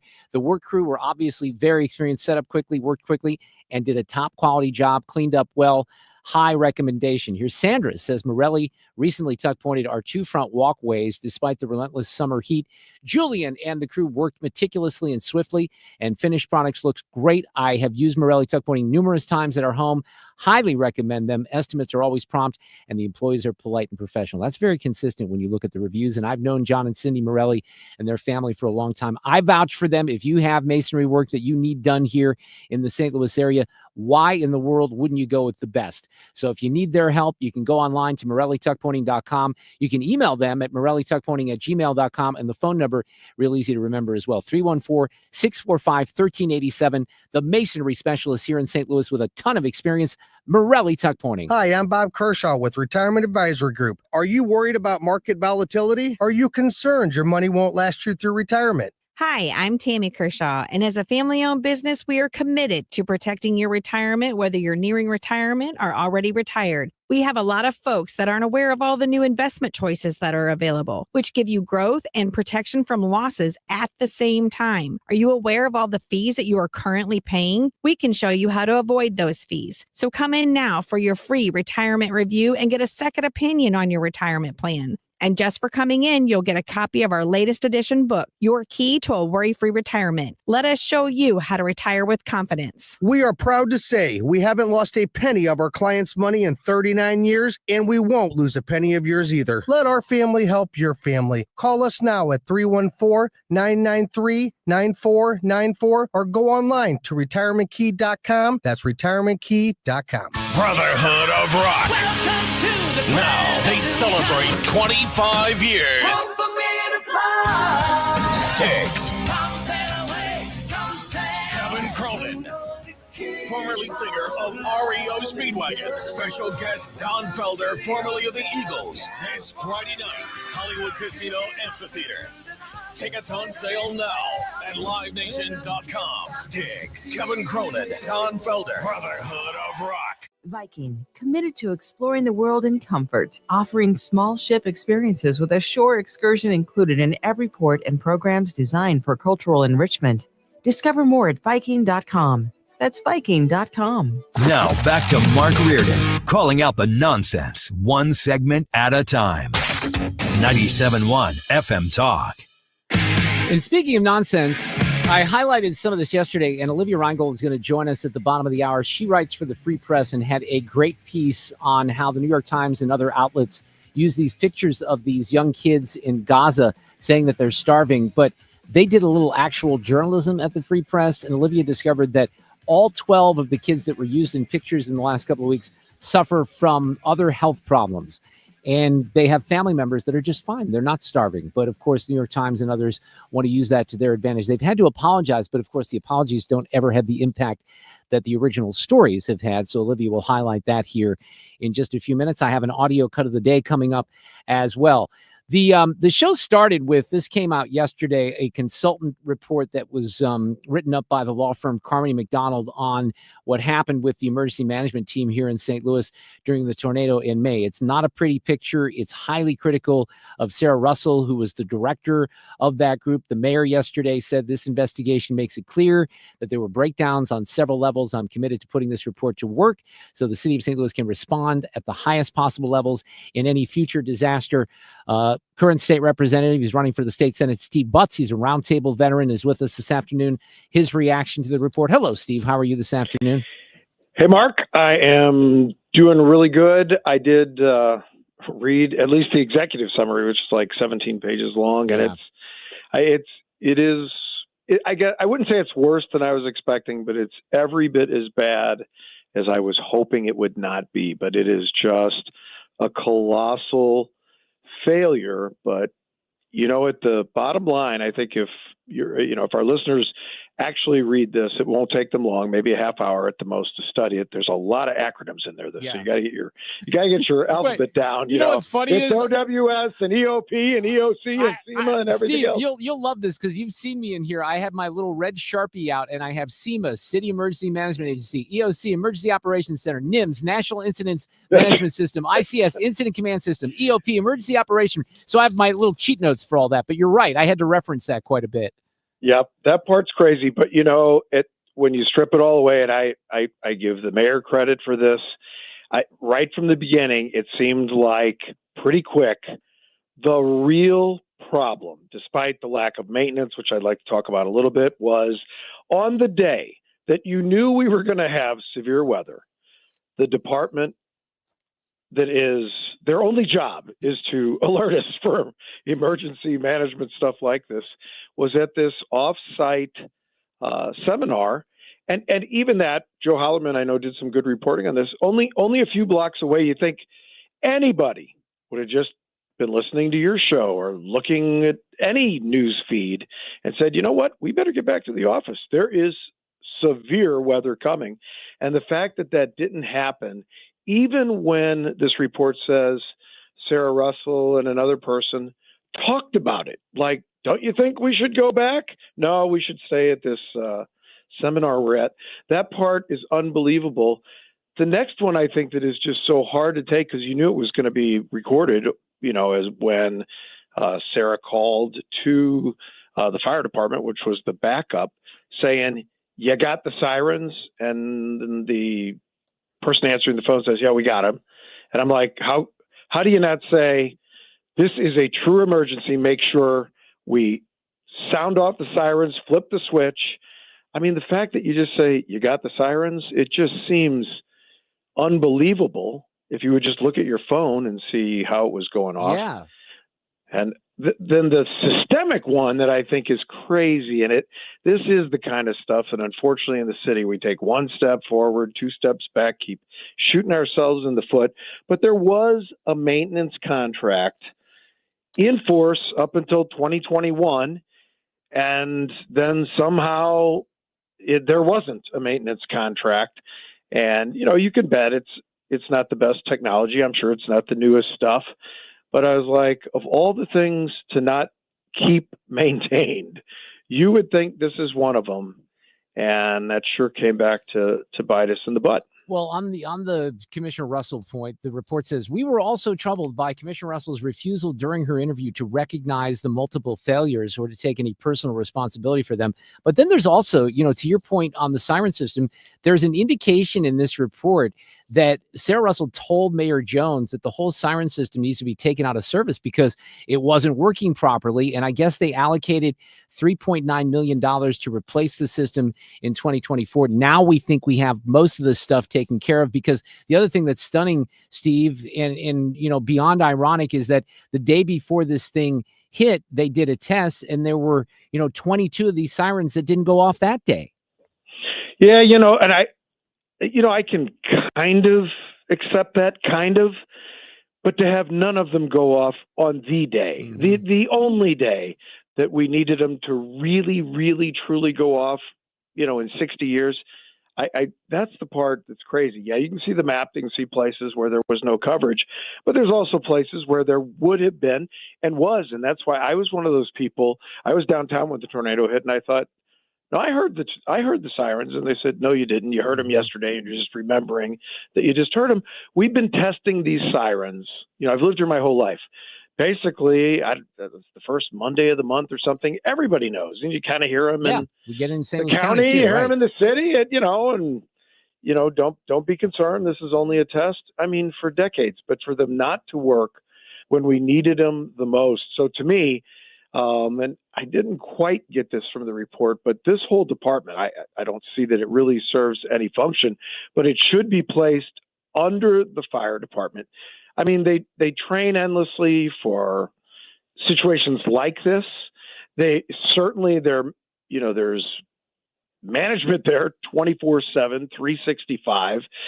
I'm sure they have a bunker up there on North Jefferson at the fire department headquarters. That, to me, that just makes perfect sense. I mean, they are truly the fire department guys. They are the first line of defense when there is a catastrophe like this. It's really not, the police help, but really you need the firemen. And I just think that's where this responsibility should go from now on. Here's an interesting line. The report says that the city's emergency response plan, last updated in 2003, should be updated regularly. 2003. Yeah, we That's make fun of post 9/11 there. Work, doing all kinds of studies, but I'm like, how do you not look at that one once every 3 to 5 years? I mean, what else was the SEMA group doing? I just can't imagine, because that's the kind of thing that you should be doing, because there could be an earthquake someday, God forbid. There will be another tornado someday. I mean, it's not like they don't. A variety happen. of things. Yeah, absolutely. Correct. A variety of things. Correct.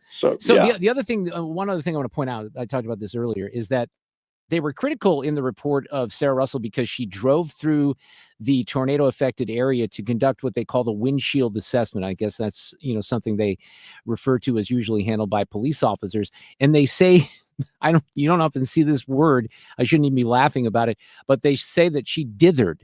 Dither was the word that they used when she should have been back at the office coming up with a better response to what happened on that day. Now, is she still on the payroll, Steve? Yeah, she was right up. Right? Yeah, she is. She is until she's, because I think she has civil service protection until she's, formally fired for cause. And I would guess that's coming down the line pretty soon. But my hunch on the windshield thing was, people have that fight or flight instinct. I got a feeling, I don't want to get in her head too much, but thinking, oh my God, this is unbelievable. I can't go back to the command center knowing, maybe you just had to see it for yourself. Right. Yeah, correct. That one in the report didn't strike me as that crazy when we had the ice storm and the streets department director did not go outside and drive around on the streets. Everybody thought that was crazy. So the fact that she went out and looked at the damage for a couple hours, I don't see that as, if everything in the report, I thought, that seems a little bit believable to me. Yeah, I can understand that too. Steve Butz, awesome to have you on as usual. We'll see you soon. Hey, thanks, Mark. All right, have a great care. day. Thanks. Traffic from the 97.1 FM Talk Traffic Center. We've got delays out there that are getting a bit better in most spots anyway. As you make your way in, our southbound side of 270 is going to just be a little bit slow going from about Page down to almost Manchester. Now the northbound side from Manchester up to that same point, or just about 64. Southbound on 170 from Forest Park Parkway hits the brakes on down to 64. And off of 64, it's a little heavy up to that Ladue area. And 64 westbound slow going from Kings Highway over to Big Bend. And then there's some pockets that go over to 270 eastbound side through Chesterfield's pretty heavy, and then it gets pretty bad Lindbergh over to Big Bend as well.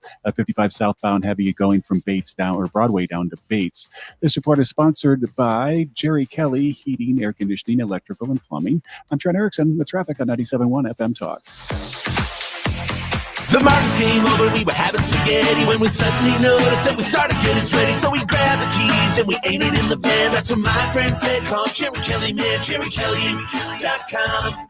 Give him a call, even though it's late, JerryKelly.com. This goes back a few weeks into the latter part of June. I had dinner with a guy that is known as Bitcoin Ben. He's a fascinating character, used to be a truck driver. He has an amazing passion, love, and level of expertise when it comes to cryptocurrency and Bitcoin, thus the name Bitcoin Ben. So you now have, there's even legislation that I know that Congresswoman Ann Wagner is working with on Capitol Hill when it comes to cryptocurrency. Trump seems to be very curious about the future of crypto. Coming to St. Louis very soon, the hometown of Bitcoin Ben will be the 7th Bitcoin Ben Crypto Club nationwide. There's a few of them down in Florida. They have one in Las Vegas. This is a club that teaches you, if you're curious, what Bitcoin is, how to buy it, how to safely store it, how to avoid scams. So there's going to be live classes on Bitcoin and digital assets. There'll be meetups. There's loans possible for Bitcoin purchases.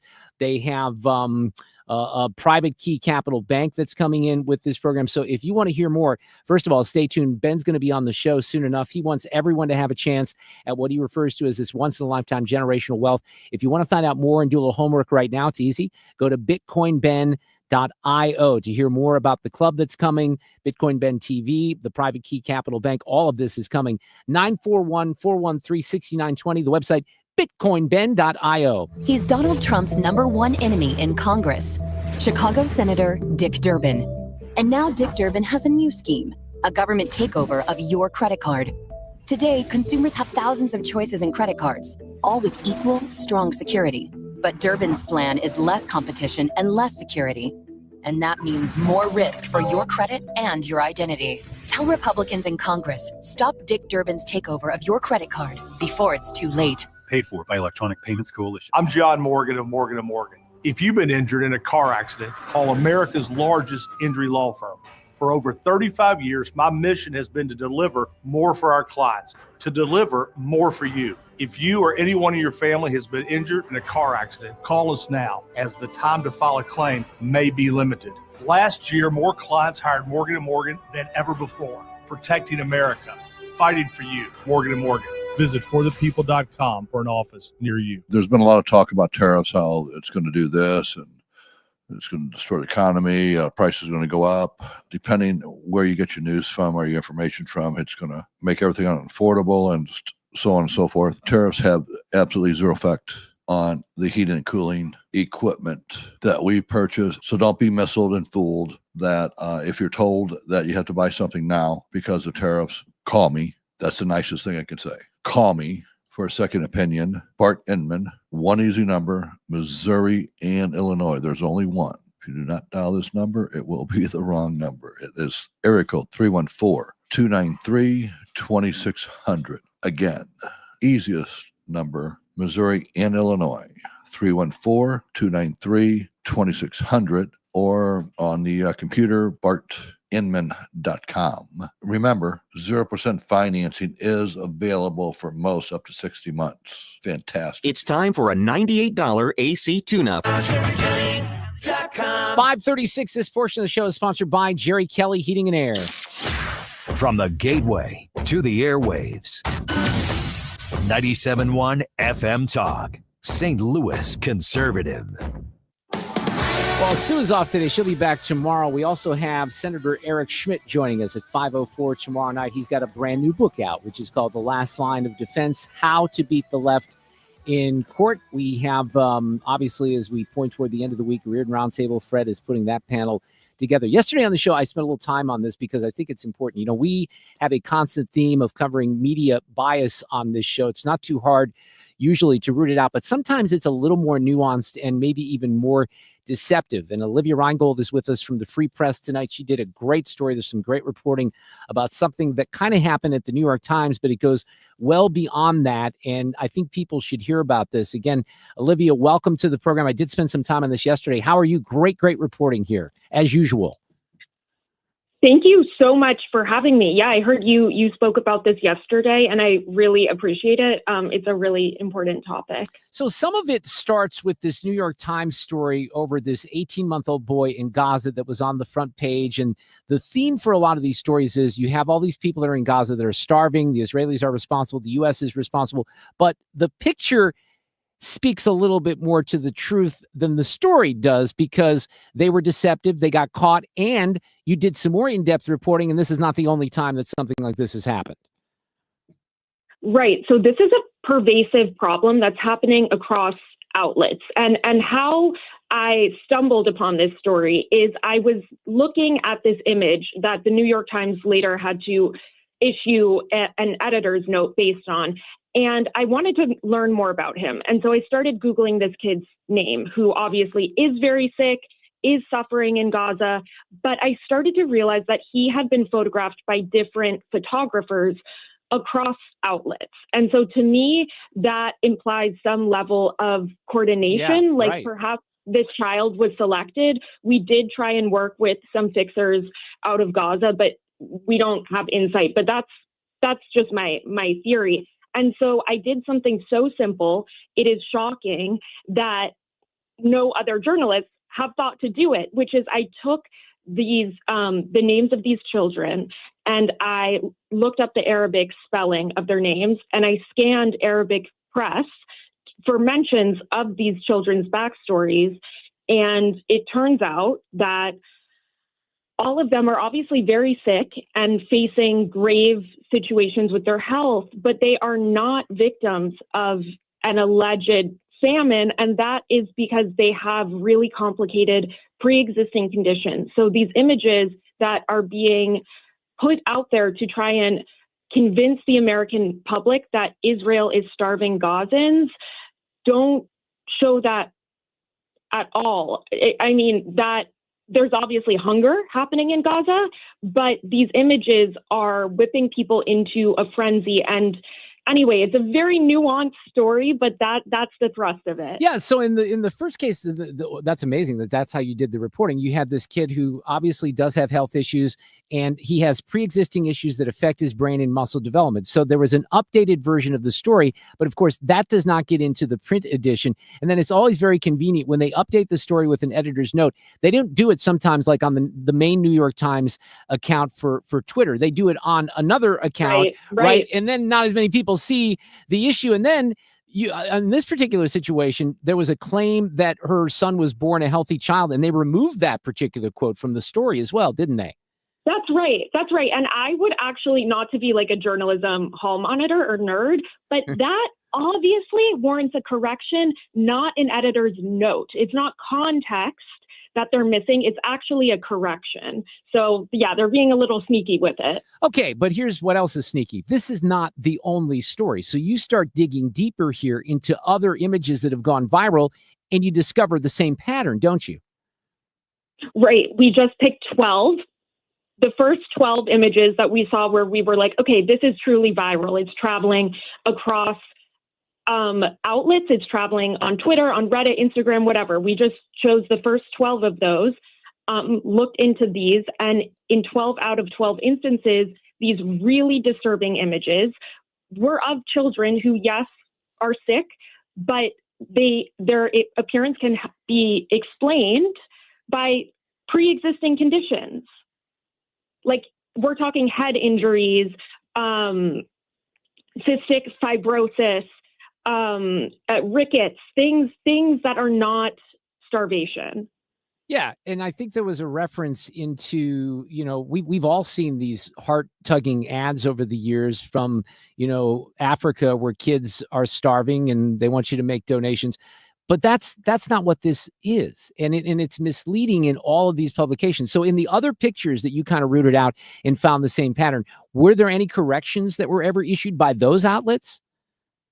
Yeah, that's a really good question. So there were 2 corrections issued. And then the rest were completely unapologetic, where NPR has the most egregious, sorry, you probably love this, a little inter-radio warfare. Yes. I'm a former public radio producer, came up through NPR. This is appalling that when the next pledge drive, NPR reporters are going to be asking for your money. Their story was egregious in just painting this hopeless image of this boy who that is accurate, but it's implied that it's because of starvation when he has other conditions going on. But so anyway, some were just like, it's very nuanced, and some did not play ball. So in the NPR situation, there was a headline that said, people are dying of malnutrition in Gaza. How does starvation kill you? And that's where you have this picture that you refer to. You have an emaciated man carrying a child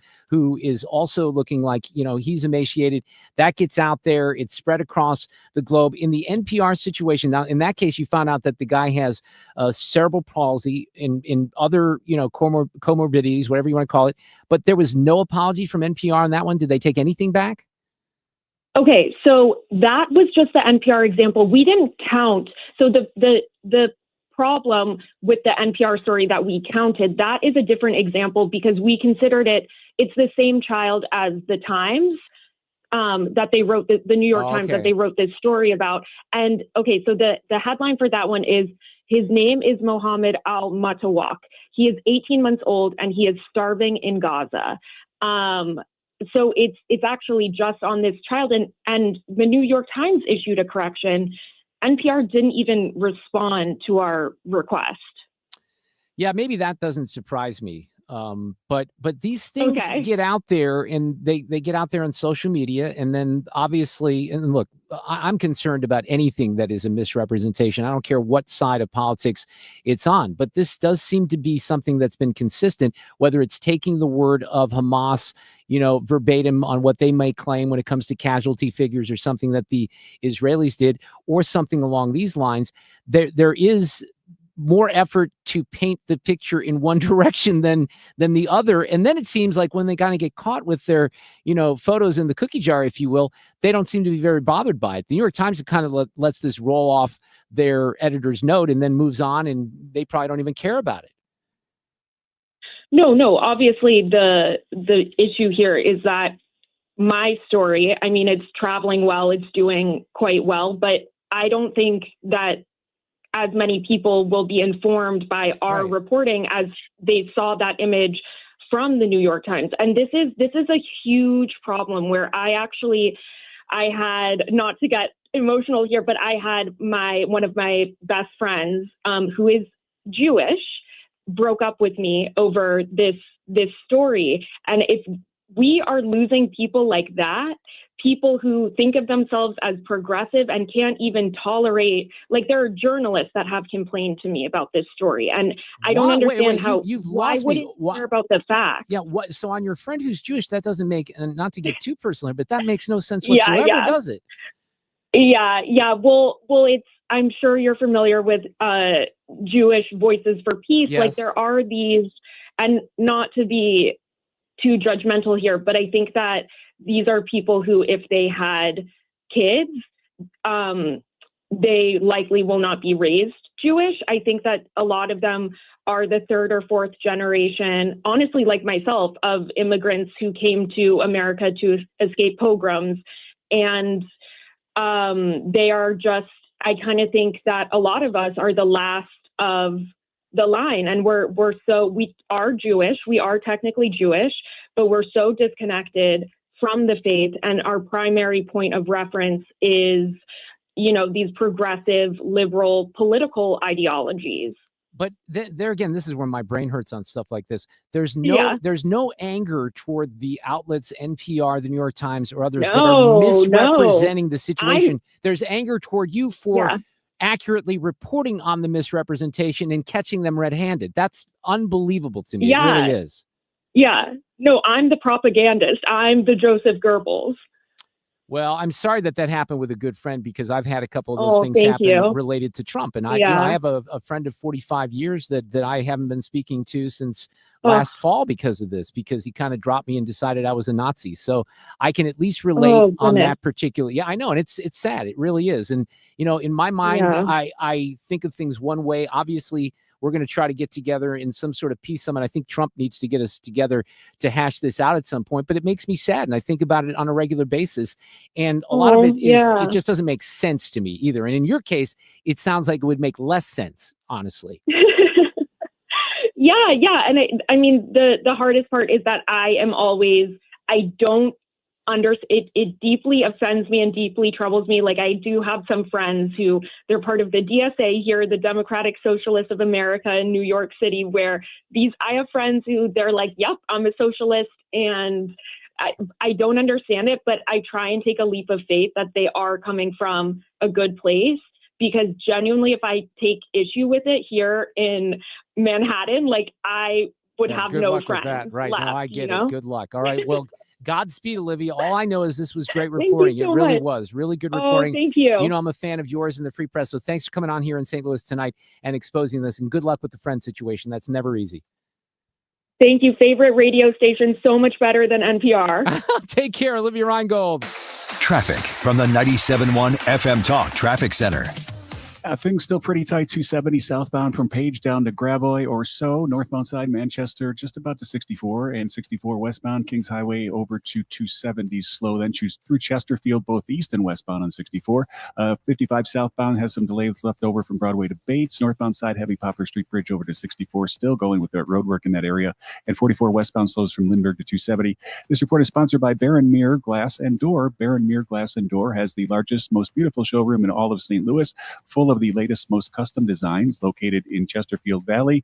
There you will see why they say creativity unlimited, quality unsurpassed. I'm Trent Erickson with traffic on 97.1 FM Talk. Thank you, Trent. I have audio cut of the day coming up. I cannot believe that little nugget that Olivia shared, that she's got a friend and a very close friend that essentially severed the friendship over that story of all things. That's amazing. It really is. And it's unbelievable. Let's talk about something more positive. That's Banner Construction. You have very few companies, if any, here in the St. Louis area that have been able to match Banner's experience and dedication to excellence. They started in 1993. We celebrated the 30-year anniversary a couple years ago. What we know, though, here in St. Louis, and we were just talking about the tornado, Mother Nature constantly assaults the exterior of your home. And more people are staying in their homes. They're not selling their homes. So Banner is dedicated to pairing high-end products with high-end craftsmanship. The products, and this is why they're an elite preferred James Hardie contractor and a certified Pella window specialist, James Hardie Fiber Cement Siding. It looks spectacular on your home. You want to see some examples of that? Go to bannerconstruction.com. Pella windows, they look good from the inside and out. They're going to make your home not only look better, but be more energy efficient and less maintenance on both these products. So Banner has a design team that will come in. It's a free in-home design consultation.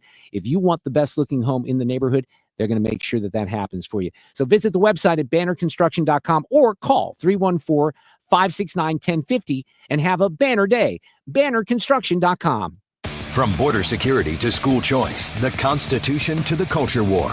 Made in America. Heard in the Midwest. You're listening to 97.1 FM Talk, St. Louis Conservative.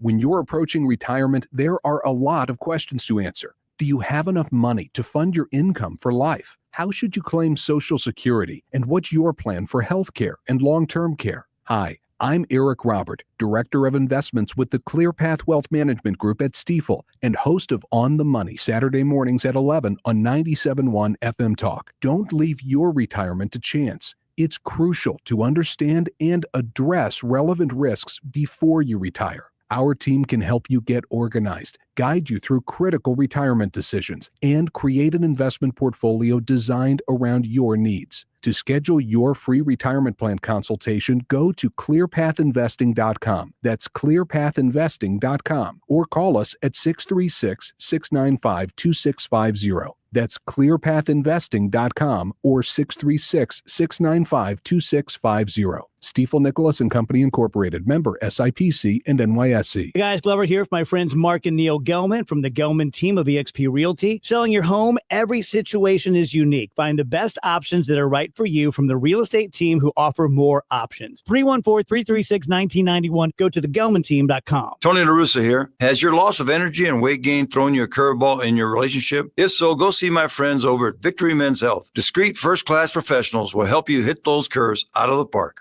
VictoryMen'sHealth.com. That's VictoryMen'sHealth.com. It's summertime, and that heat can play havoc on your plants and trees in your yard. Mark Cox here from my friends at Hanson's Tree Service. Give them a call. They will send a certified arborist to your yard to set up a plant healthcare strategy. They can help you with trees that might have a bug problem or a disease.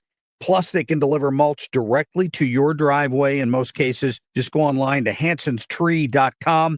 or call them at 636-379-1830. Are you looking to hire? ZipRecruiter finds the best candidate for your job fast. Try ZipRecruiter for free at ZipRecruiter.com/free. That's ZipRecruiter.com/free. ZipRecruiter.com/free. Back to Mark Reardon, because someone's got to say it out loud. 97.1 FM Talk, St. Louis Conservative. All right, I got a couple here for audio cut of the day, so let's get right to it. Playback ready. Now, the audio cut of the day. I want to focus this first one on Scott Bessent, who's the Treasury Secretary, but he probably summed up the last few days with Putin and Zelensky better than anyone else here that I've heard in the last 24 hours. Joe, let's go all the way back to Friday, because I want to set the record straight on what went on in Alaska. Alaska was a show of force by President Trump. He invited President Putin to land that the Russians used to own. He displayed a huge amount of military hardware and then did a flyover. It was kind of like inviting your uncontrollable neighbor to your house and showing him your gun case.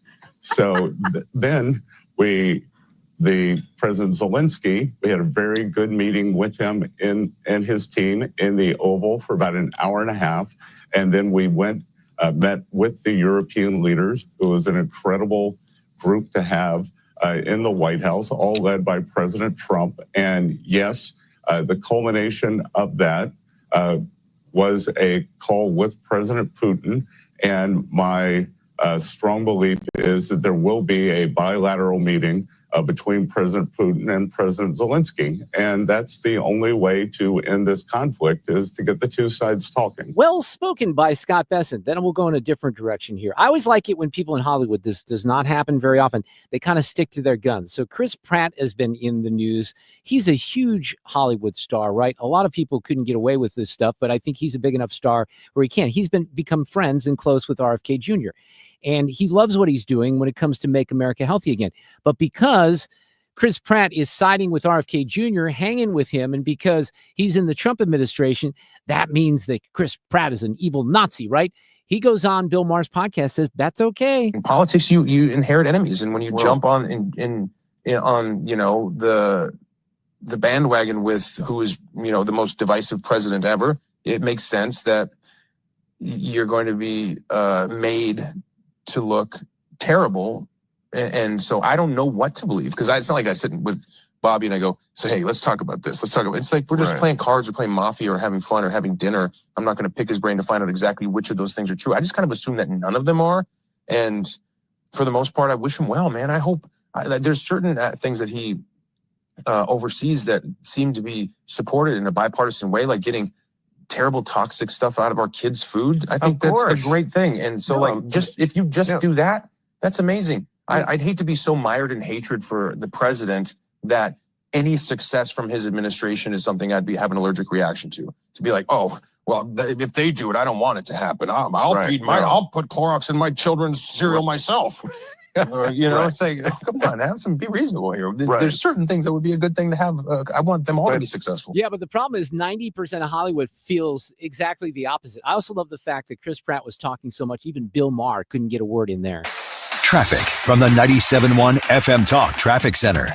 So some delays on 70 getting westbound out of downtown, pretty heavy out of downtown to about Kings Highway, where we've got a crash working in the lane. Westbound side of 64, leftover delays from Kings Highway over to Clayton, and the eastbound side from 170 to Big Bend. And through Chesterfield, a slight delay on your westbound side of 64 as you make your way out a little further. And northbound side of 270 is slow going from Manchester up to just past 64. This report is sponsored by Barron Mirror Glass and Door. Barron Mirror Glass and Door has the largest, most beautiful showroom in all of St. Louis, full of the latest, most custom designs located in the Chesterfield Valley. There, you'll see why they say creativity unlimited, quality unsurpassed. I'm Trent Erickson with traffic on 97.1 FM Talk. If you suffer from burning, tingling, or numb feet, pay special attention as we discuss neuropathy with Dr. Patton, D.C. Doctor, what is neuropathy? Peripheral neuropathy is nerve damage to the feet and legs. What are the symptoms? The symptoms are numbness, burning, tingling, pain, and loss of balance. Is